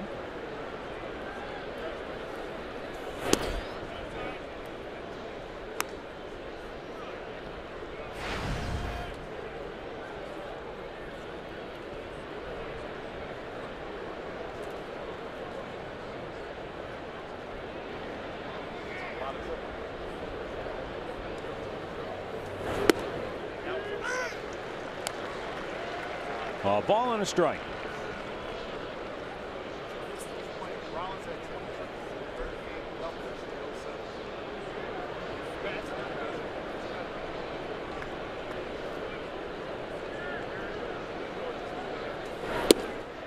Good off-speed pitch. And Cookie gets ahead. That's not the same. Is that the same beard guy? Yes, it is. He's back. No color today? Nope. He went au natural on us? Day game, neutral. After he got in the shower, he didn't have the time. Neutral.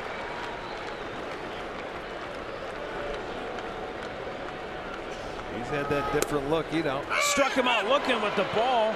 Crossed up. Well, Perez. I don't know what happened. It just, I don't know if he took his eye off of it.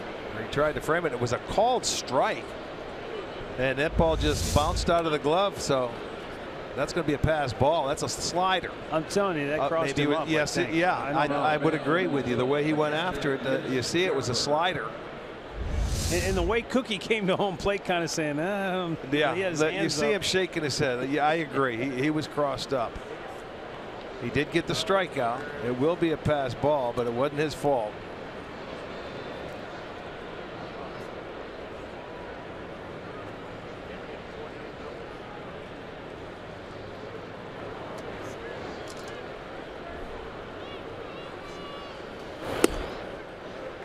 Breaking ball in there for a strike to Garver.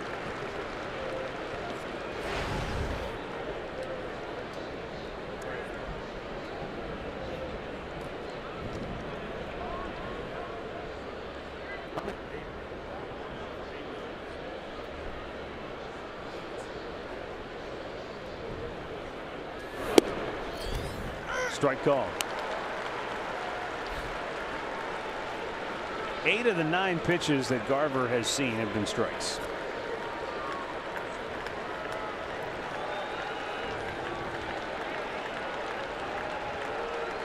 On the year, 8 out of 42 at the plate. Well, that's Carlos Carrasco in a nutshell. He's a strike throwing machine. Yeah. He's a lot like Corey Kluber. His 10th 0-2-1-2 count of the afternoon.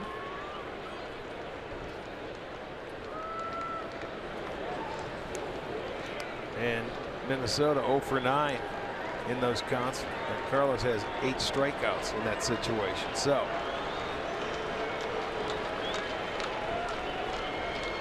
and the 0-2 missed in off the plate. It's the first time Minnesota has had a runner in scoring position with fewer than 2 outs.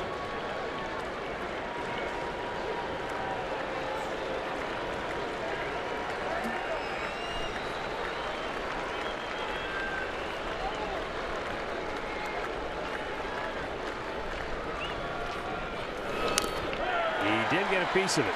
couldn't hold on though. And I think that got a piece of Roberto Perez too after the foul. He sure did.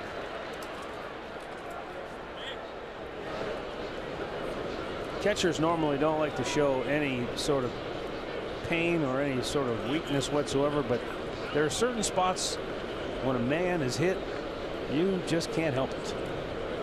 Well, he's going to take a little stroll and give himself some time. So it's been a tough inning. The cross up there on the slider that allowed Grossman to get himself in a scoring position. That's why they have one there with less than 2 outs. So as most catchers do, they just go back, get behind the plate, and here we go.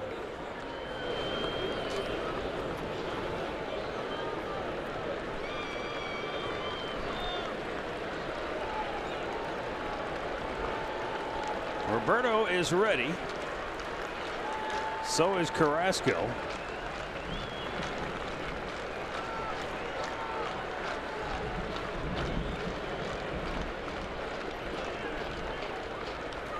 Swung out and missed. He took a little something off, and Garver swings over the top, and that gives Carrasco 10 strikeouts on the day. Number 23, Nico Goodrum. 5th time this year he's in double digits. Nice slider.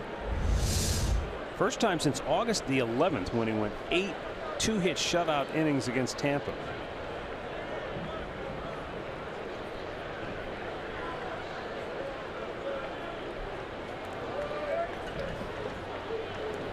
Nico Goodrum has struck out twice today.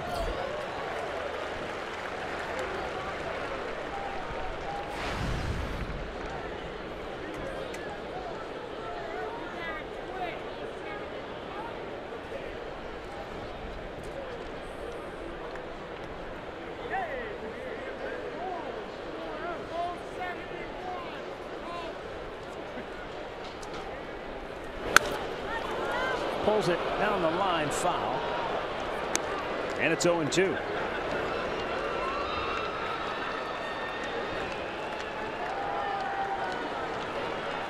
Carlos Carrasco in the month of September has gone 4-0 with a 1.83 earned run average.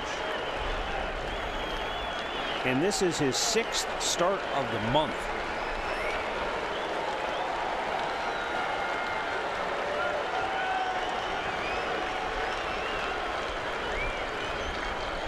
The right-hander ready. And the 0-2 pitch. Swung on and missed. Hey, struck him out. Carrasco with an 11 strikeout performance. And he has blanked the Twins now through 7.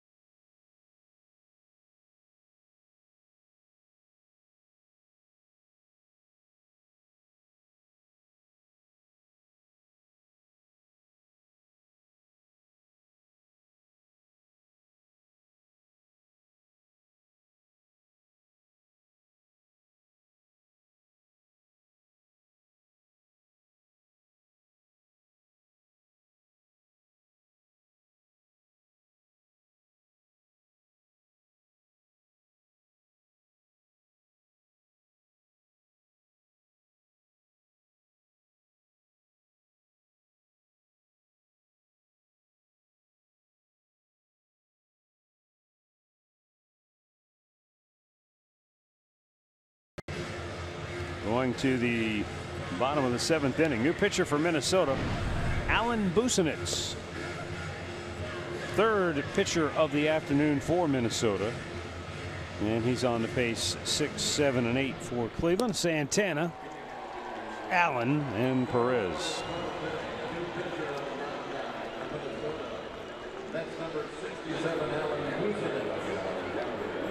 Tribe's 2 runs came in the 6th on a 2-run homer by Jason Kipnis. Both pitchers that started throwing the ball well today. Irvin Santana went 5 shutout innings, and he was basically taken out because they don't need to push him any further. He's going to start the wild card game next Tuesday. His tune-up. That was his tune-up.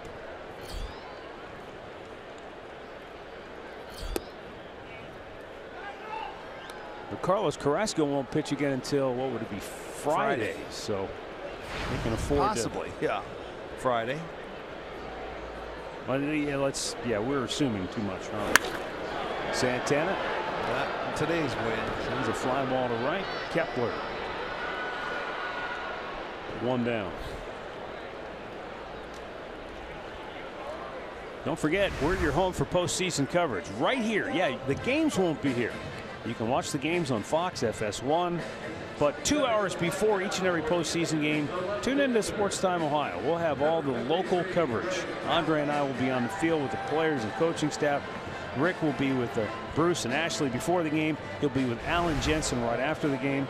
So no matter where you tune to watch the game, bring it here before and after all your postseason Indians baseball. Greg Allen came on as a pinch runner in the 5th inning after Lonnie Chisenhall doubled the left. So his first at bat this afternoon.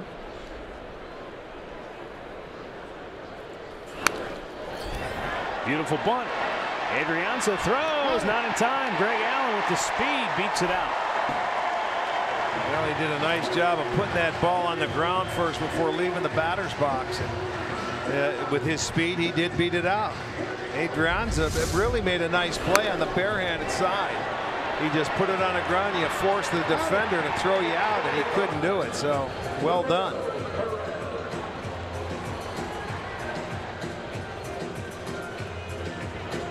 Now there could be an opportunity. They get a chance. We'll have to look at the move if he has a chance to steal a base here, too, with 1 out.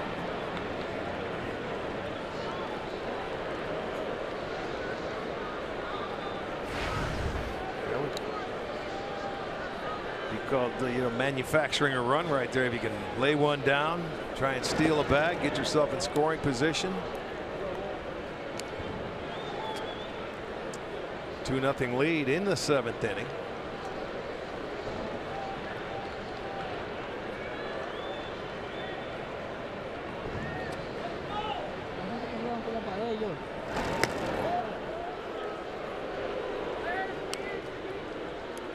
Well, we look at these last several games as opportunities to get people ready to see what you have. This is a great opportunity to see if Greg Allen can steal a base here.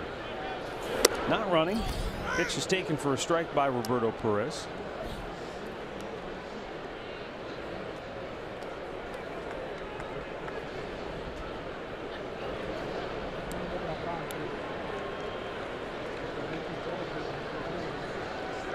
Alan Busenitz with 1 on, 1 out. Facing Roberto Perez, runner not going. Roberto slams it foul on the right side.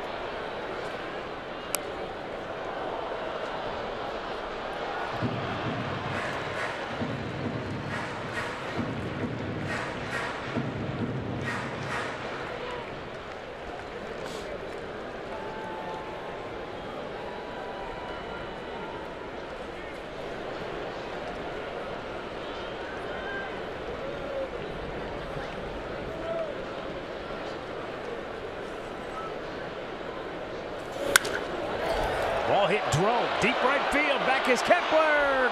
Gone. Roberto with his 8th home run of the year and another rocket shot to right field. We saw him do that in Anaheim. And here today, he gets a pitch out over the plate and drills it. And the Indians' lead is now 4-0. Well, that ball cut through the wind. You know, man, that wind's blowing in, knocking it down, but it didn't take long for this high fastball to get out of here. Perez, his 8th homer, and doubles the lead, makes it 4-0. Boy, nice stroke. He stayed on it. And surprising, man, his last couple of homers going that way.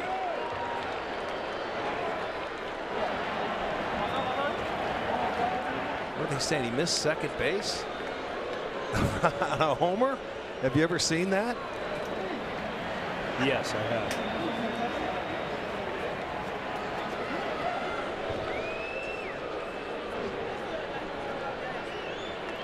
Hit an 0-2 pitch out of the ballpark.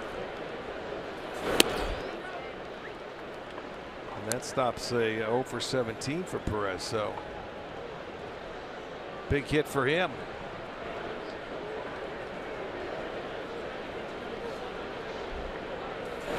Gio Urshela takes outside.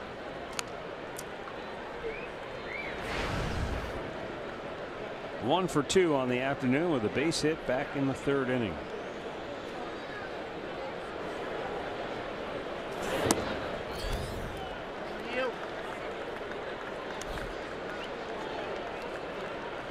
Two 2-run homers for the Tribe today.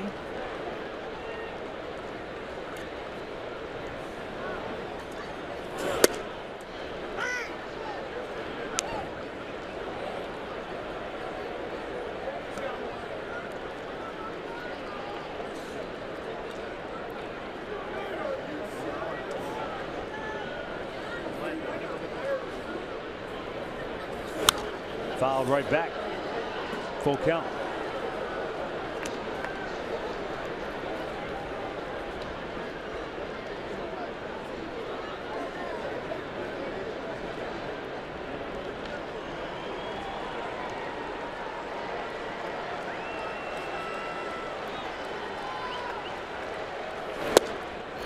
And he comes back to strike out Urshela, 2 down.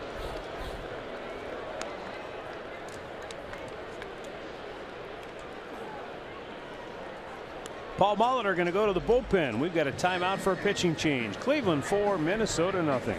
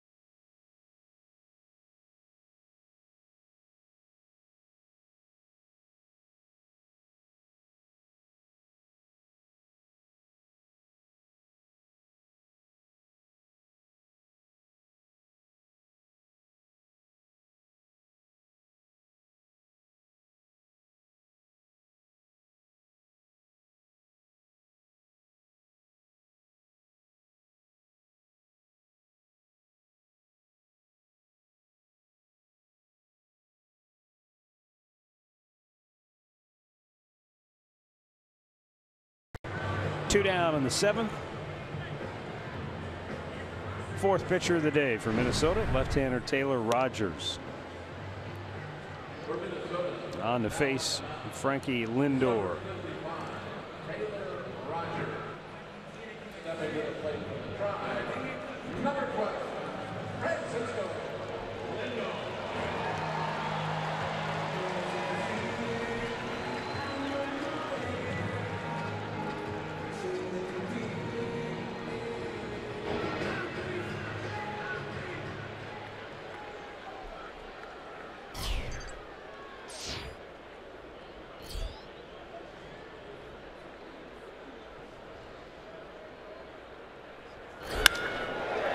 Drilled to left and a base hit. And Lindor's going for 2. And he'll go in standing this time with his second double of the day, number 44 on the year. And he extra base hit number 81, and he's saying, see, Jose, I like to hit too. Well, he wasted no time. They bring in the left-hander, and he promptly hits the first pitch for a double. That's 9 hits now for the Indians, 3 in the inning.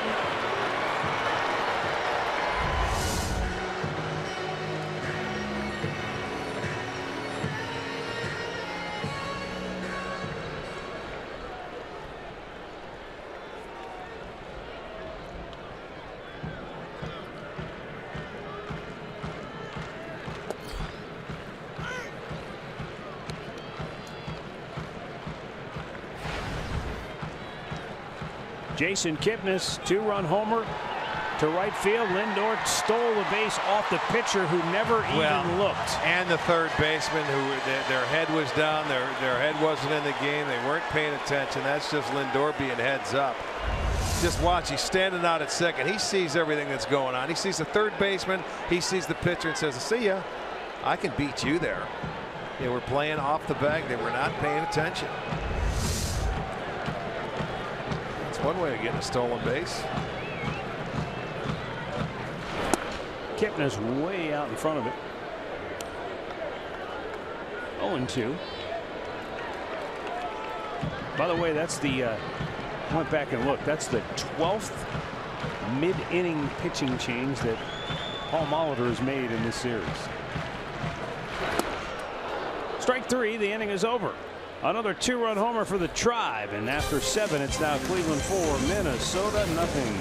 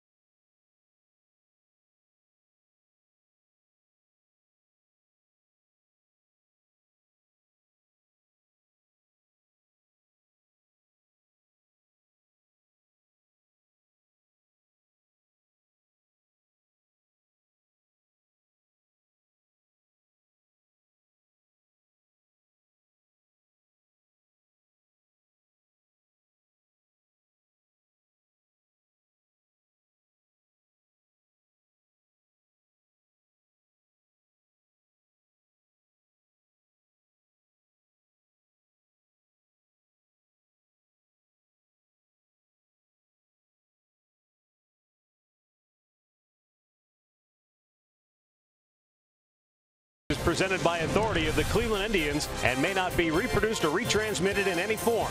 And the accounts and descriptions of this game may not be disseminated without the express written consent of the Cleveland Indians. Two different looking home runs. The changeup by Jason Kipnis. Saw the good concentration, staying down through the ball, and then Roberto Perez, the high fastball up and away, got up on top of it. Both driven out of here, and the Indians have a 4-0 lead. Zach Granite leading off the 8th for Minnesota. Carlos Carrasco has struck out 11 Minnesota hitters here today. No action in the Cleveland bullpen as Carrasco closes in on the 100 pitch mark. You saw the defensive changes. Almonte now in left. Greg Allen moves to center. 0-2.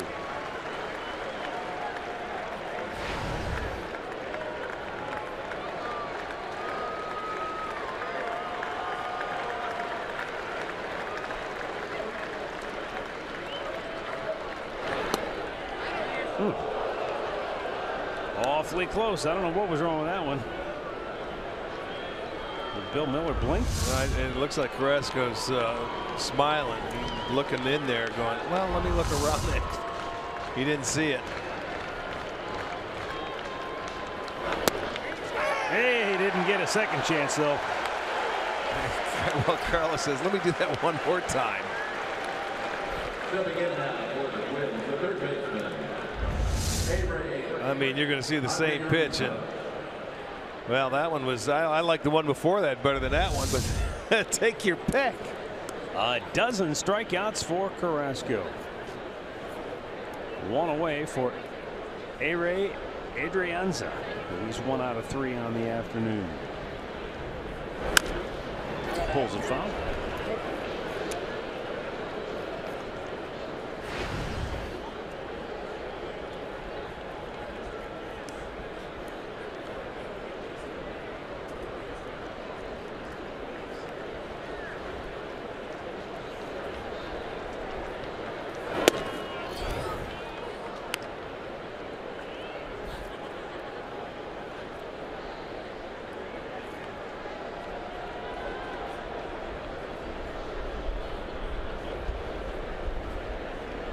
The 1-1. Slaps it down the left side, but out of play. Nice. Nice backhanded grab over the railing. And he's a southpaw, too.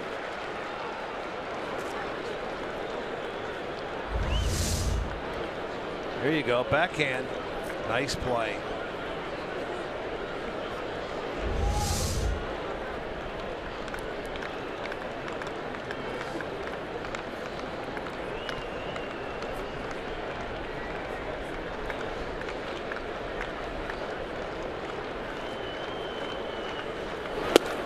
Strike 3 call.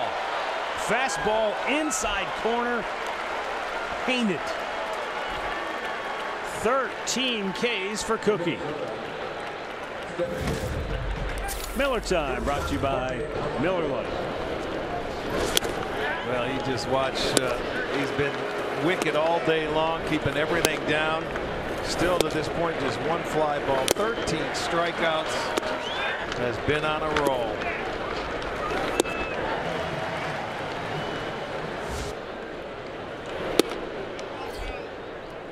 Jorge Polanco.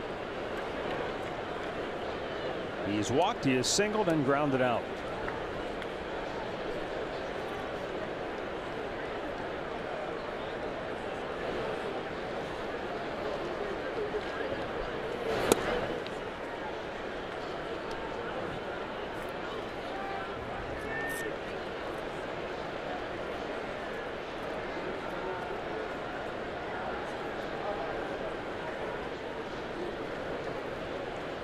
Now the 2-0 pitch. Swung on and missed. Nice change of pace there. Obviously, that's something Polanco was expecting. The bottom fell out of that baby. You figured 2-0, you're up 4-0, you're looking fastball all the way. He started him out with a really good changeup too that he didn't offer at, but it was called low.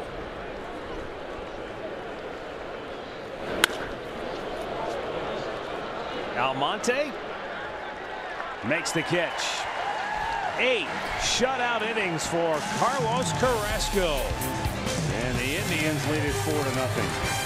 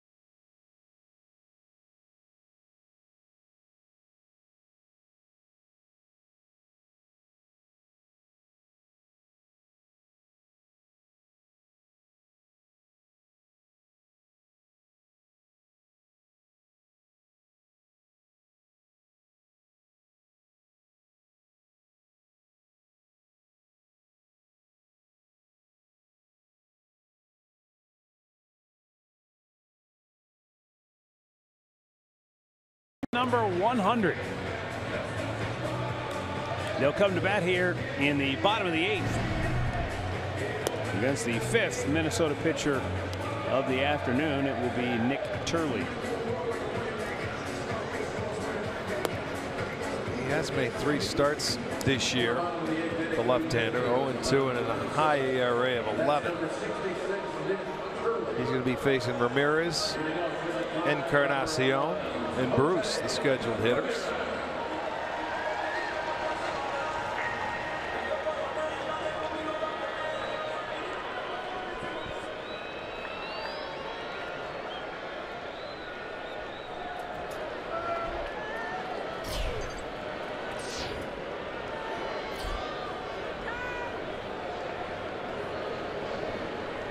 Jose Ramirez 0 for 3, leading it off, takes up high, ball 1.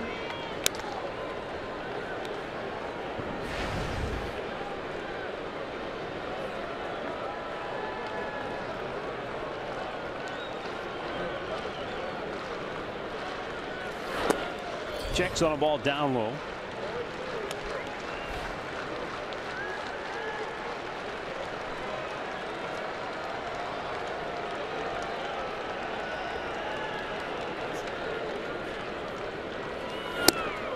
Way outside.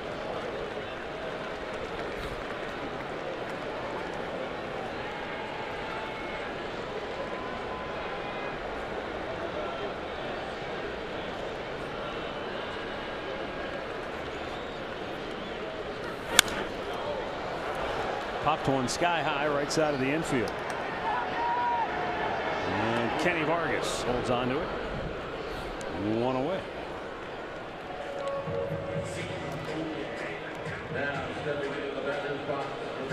Recapping the storylines brought to you by Mazda. Carlos Carrasco set a new career high in strikeouts this afternoon. He is what is he? He's 2 shy of his career best in a single game.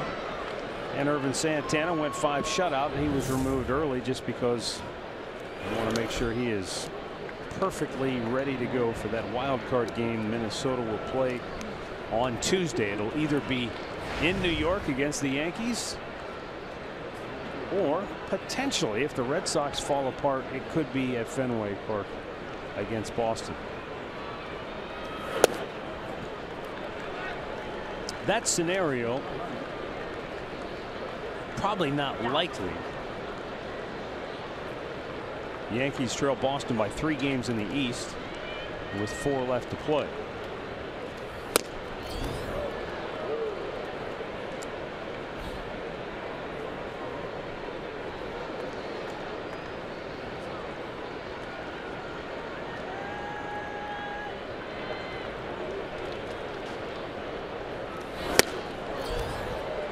Pretty good fastball from Nick Turley, 96, just above the belt.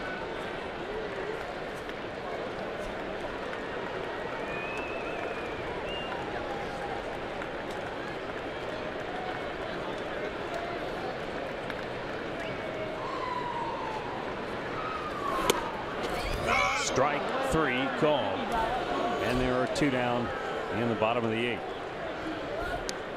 You know, I was just thinking about something that Tito told me the other day as we were looking at Paul Molitor in the dugout. You know, Tito has a great deal of respect, and he's not alone, for Derek Falvey, who was with the Indians organization for many years, left after last season to take over a top spot baseball operations with the Minnesota Twins. And then Terry said, you know, he's very proud and very happy for Derek Falvey.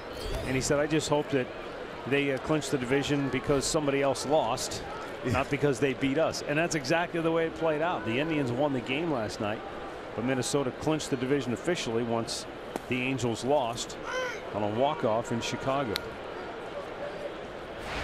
But it in no way diminishes the incredible season. Yeah, it really is. It's something special. The only team to do it from a 100-loss season to make it to the playoffs. And I mentioned that earlier. Imagine everything that went through Derek's mind this year. And he goes from the World Series here in Cleveland to a Minnesota club that's coming off a 100-loss season and you're thinking this is a tear down, this is a rebuild. You're thinking how many years is this going to take? And all of a sudden, you're right back in the playoffs. Yeah, as a wild card team, that's you don't even know the people over in the organization before you start. You have to learn that everybody. It's all new. The 2-2. Low and away, full count.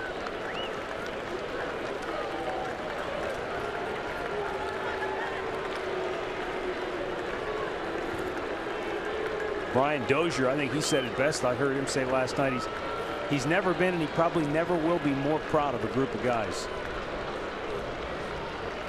3-2 pitch.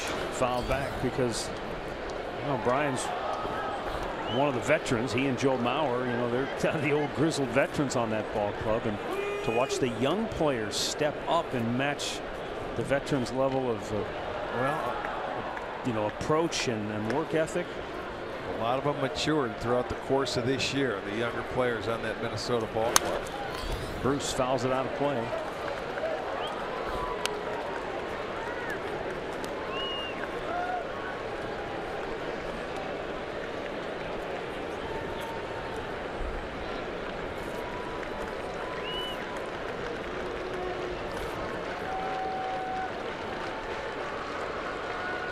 Eighth pitch of the at bat for Jay Bruce. Drilled deep right. That baby is gone to Souvenir City. Home run number 35 for Jay Bruce. And it's 5-0 Cleveland as they play long ball here this afternoon. Their third home run of the day. Well, he was down 0-2 in that at-bat. He didn't like one of the calls that Bill Miller made, but I don't know if he really started to focus in, and he locked in until he got a pitch. Had a great at-bat, fouled a couple of pitches off, but got the fastball to his liking and hit one out of here. So he's got to feel good about himself there because he was buried in that at-bat, but he came back and put a good swing on that pitch. Carlos Santana takes a pitch down low.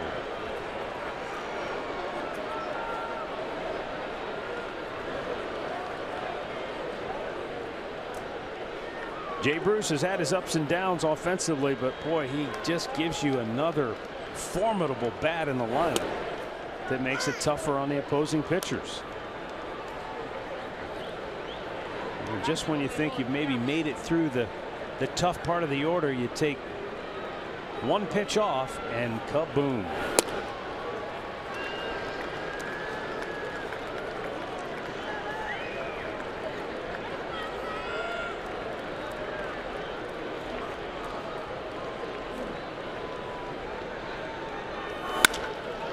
Smashed to short. Polanco throws him out and will go to the ninth with the Indians up 5-0.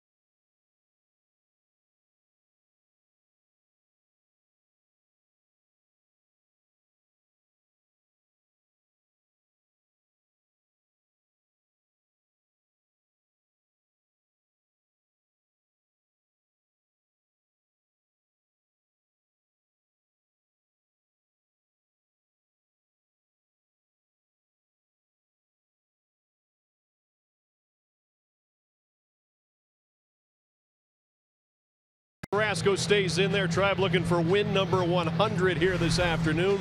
Back here in center field along with Jensen Lewis, Al Pulowski. Boy, Carlos Carrasco's look great. Beautiful day. He needs 1 out for 200 innings. A great milestone for starting pitchers. And, hey, the complete game shutout will be the 20th team shutout of the year. Join us for Indians Live after the game. It's brought to you by Conrad's Tire Express and Total Car Care. And Matt and Rick, if you guys want it, the key is underneath the flower pot. You can get in. Don't tell them, please. Don't allow. Now we got to change it. Oh, yes, I'll buy you the will. steaks. I'll grill, Arch. Got some sleeping bags. Here we go. 9th inning. Carlos Carrasco. First pitch fouled back by big Kenny Vargas, who is 0 for 3.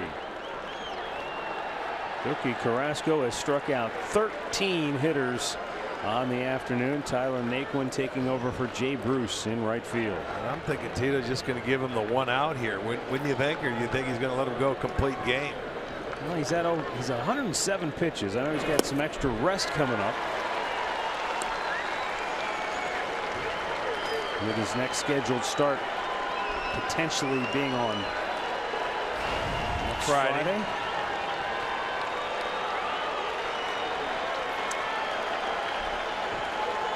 There's the set and the 0-2 pitch down low.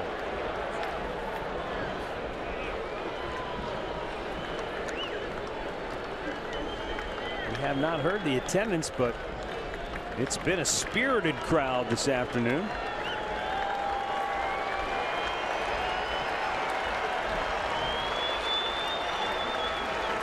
One-two pitch. Straightens him up. High heater.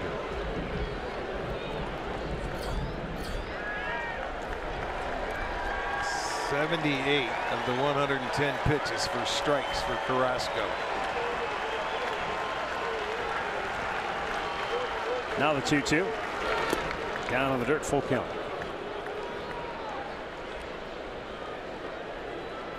Vargas is the 4th Minnesota hitter to face Carrasco for the 4th time today, and that is a rare happening in baseball. You know, hitters just don't see guys 4 times anymore in a game.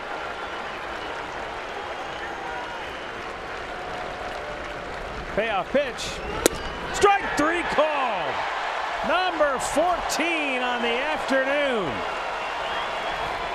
And Carlos Carrasco will take one final bow as Tito Francona will go to the bullpen. Carrasco reaches the 200 innings pitch threshold, and he'll go off to a roaring standing ovation.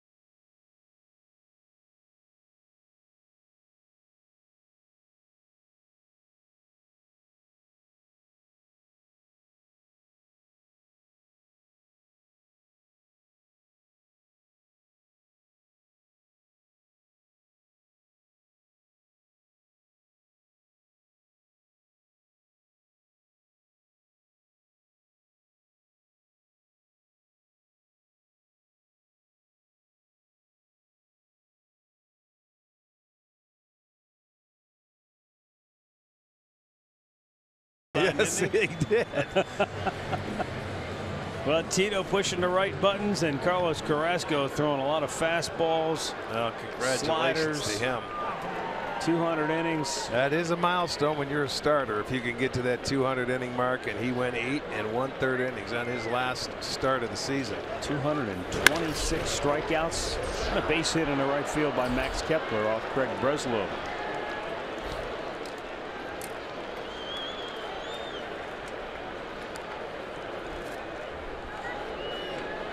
Now the batter's box for Minnesota, the designated hitter, Robbie Grossman.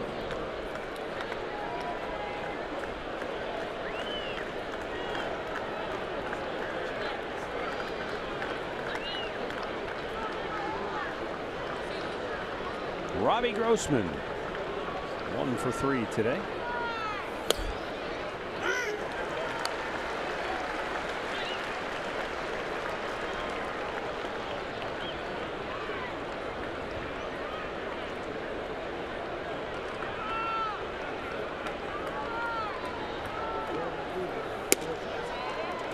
Indians still have 3 to play here at home.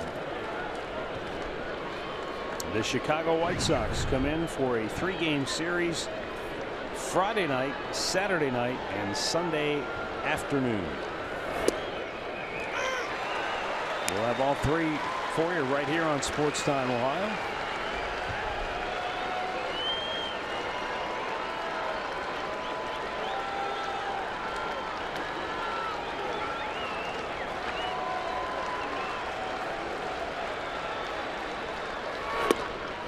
Inside, he missed. And it's 2-2.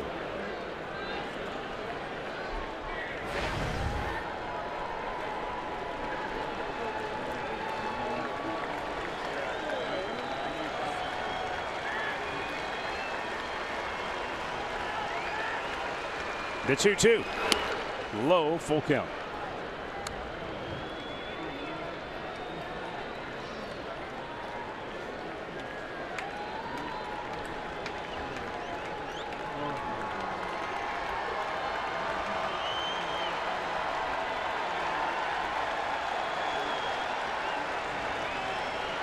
Payoff pitch. Fouled right back.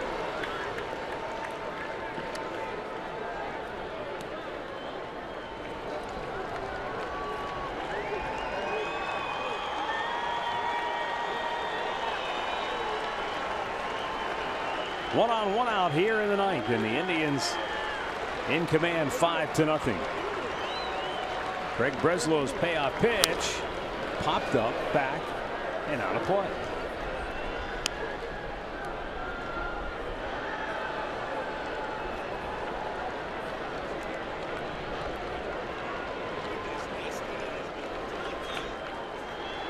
Chris Jimenez waiting on deck.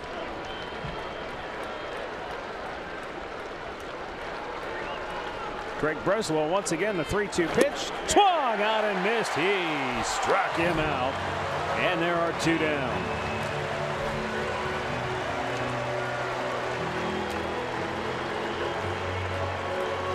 But we've got a timeout for one more pitching change. Everybody up on their feet. They're ready to punch this thing. Tito says, hold on a second. They want win number 100. Hold on a second. We'll be right back.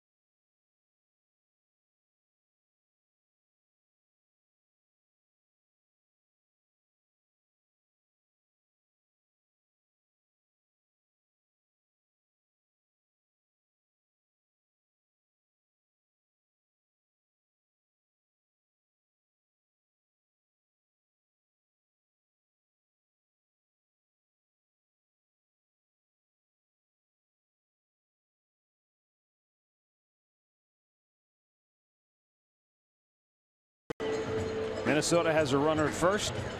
The batter will be Chris Jimenez. And the third pitcher of the day for the Indians will be Nick Goody. Carlos Carrasco went 8 1/3. Craig Breslow got the second out of the inning by striking out Robbie Grossman.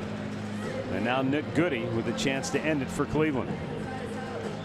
Jimenez 0 for 1. He struck out his only time up in the 7th. That was against Carlos Carrasco.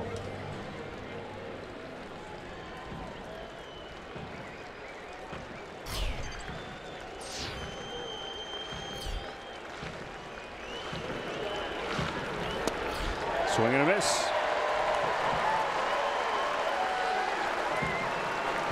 Officially, the attendance today 21,810.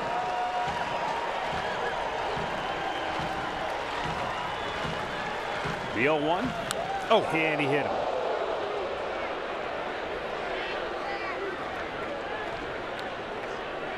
So Goody drilling Jimenez. And there are 2 on with 2 out. That ball runs inside. Started him off slider and got him right on the left hand, right around the wrist. To the plate now for the Twins, the catcher, Mitch Garver.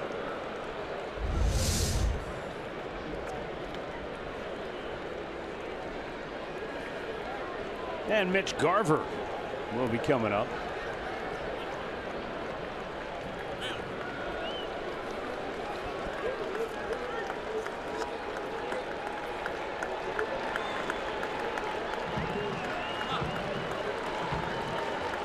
Mitch Garver has struck out all 3 times today.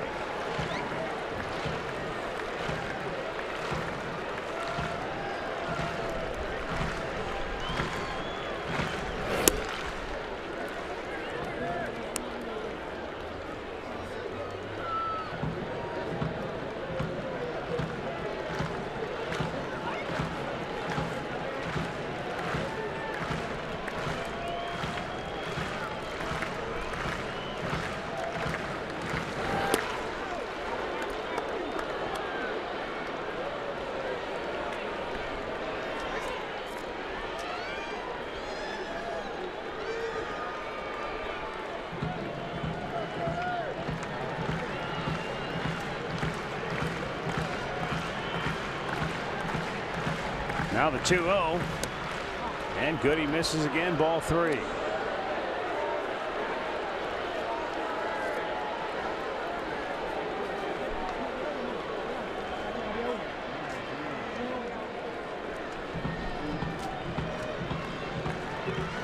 Nico Goodrum waiting on deck.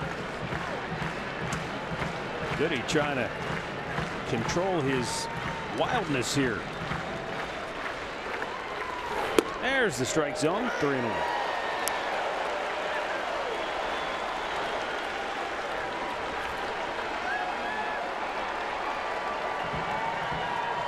Sometimes that's all it takes. You just find that one pitch, get the arm slot, and everything falls back into place. 2 on, 2 out, 3-1 pitch. Pop back out of play and a full count.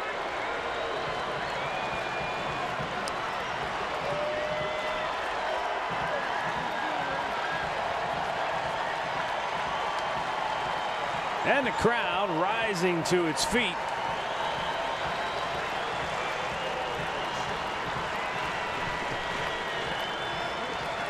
Everybody here and those of you watching at home,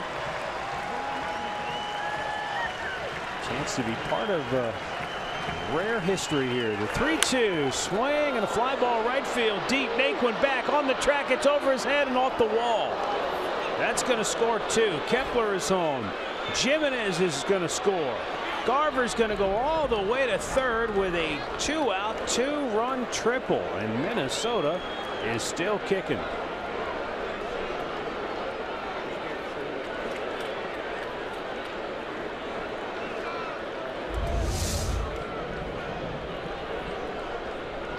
Well, there you go. He had 2 strikes, and this one going down the right field line. He finally puts the ball in play. He gets a 2-run triple in the 9th inning. Ricocheted away from Naquin. So again, for the second night, they score late in the ball game and take a shutout away.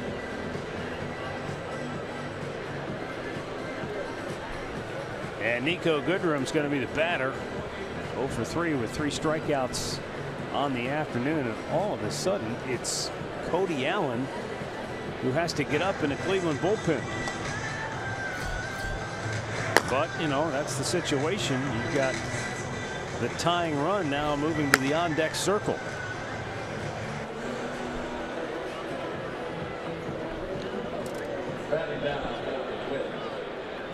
That's how fast it can change.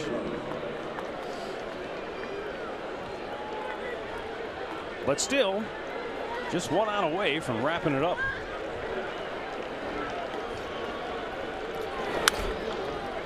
Goodrum fouling it back out of play.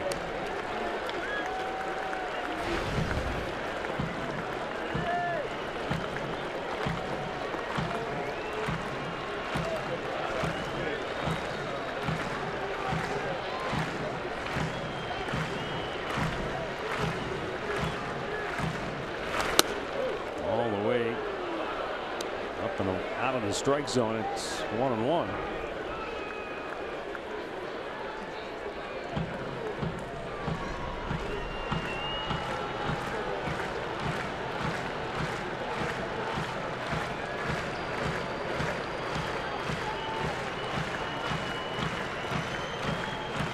The 1-1 pitch. Fouled right back.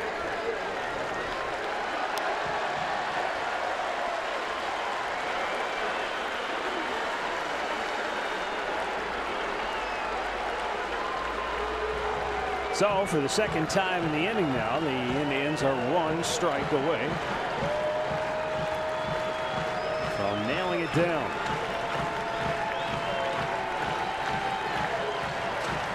Goody's 1-2 pitch is inside. 2-2.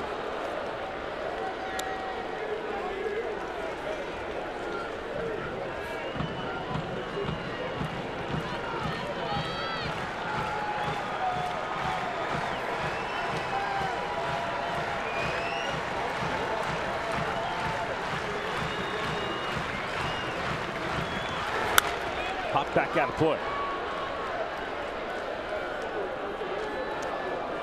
Fans have been standing here for a while, haven't they? Yeah. They had to wait. Well, they were up after Grossman struck out, and then we had the pitching change. And Jimenez was hit by a pitch. Garver went to a 3-2 count before he hit a 2-run triple off the right field wall, and now a 2-ball 2-strike count for Nico Goodrum. And the 2-2 just missed inside, and now another full count.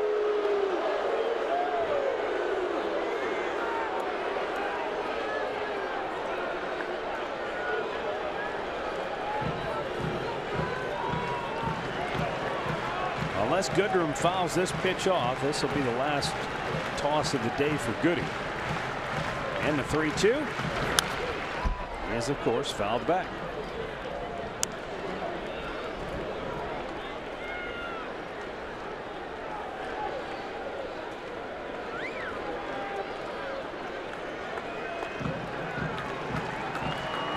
This will be the 31st pitch of the inning. The 3-2 hit to center field. Greg Allen says he's got it. He does. And for only the 3rd time in Cleveland Indians franchise history, they have won 100 games. They take the series. They've won 31 out of 34. Carlos Carrasco, the winner, is now 18-6. The loss will go to Trevor Hildenberger, who is now 3-3. The wild card Twins head home for their final series of the year with a mark of 83-76. Home runs powered the Tribe today. Jason Kipnis a 2-run shot, Roberto Perez a 2-run homer, and Jay Bruce adding a solo dinger. And the Indians took a shutout into the 9th with 2 outs before Garver's 2-run triple got the Twins on the board. That's it. That's all. The Indians win it by a final score of 5-2. We're back with some final thoughts right after this.